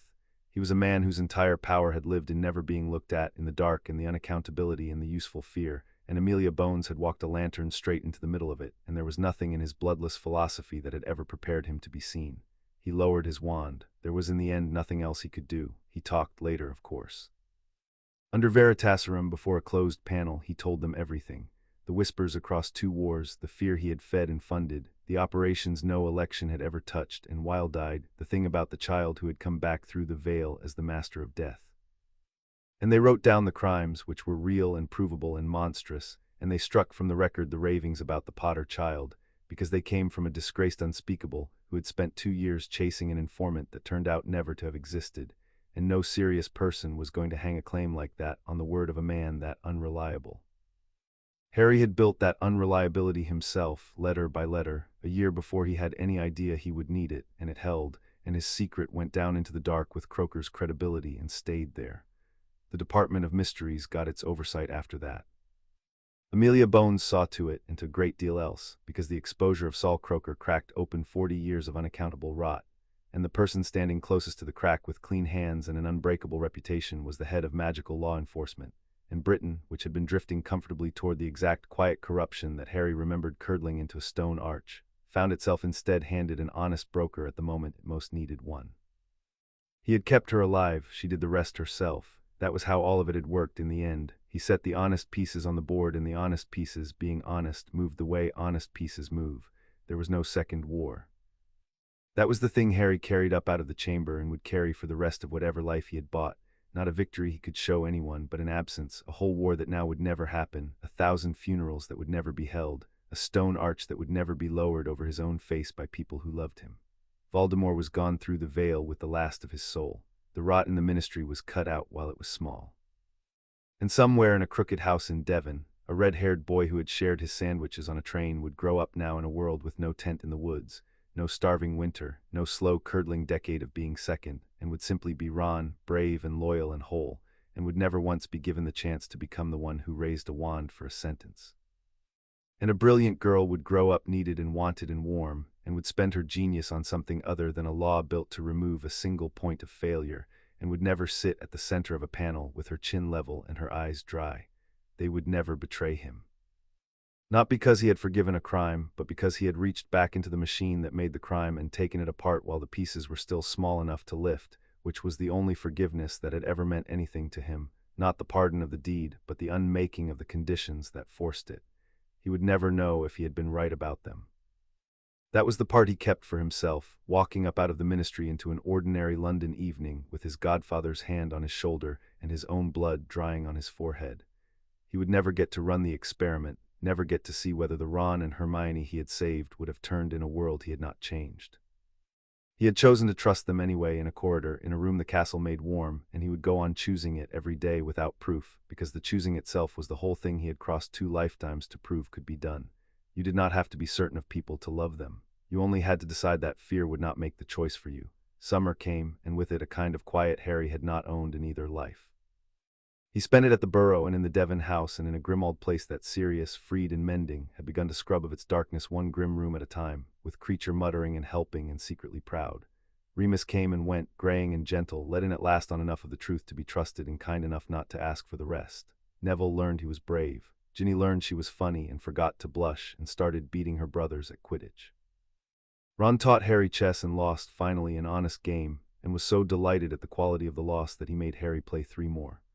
Hermione read her way through the Black Library and argued with Sirius about everything and did not once ask Harry for the piece of the truth he had kept, because she had decided to trust him with the not knowing, which was the exact gift he had given her and had not expected to have returned.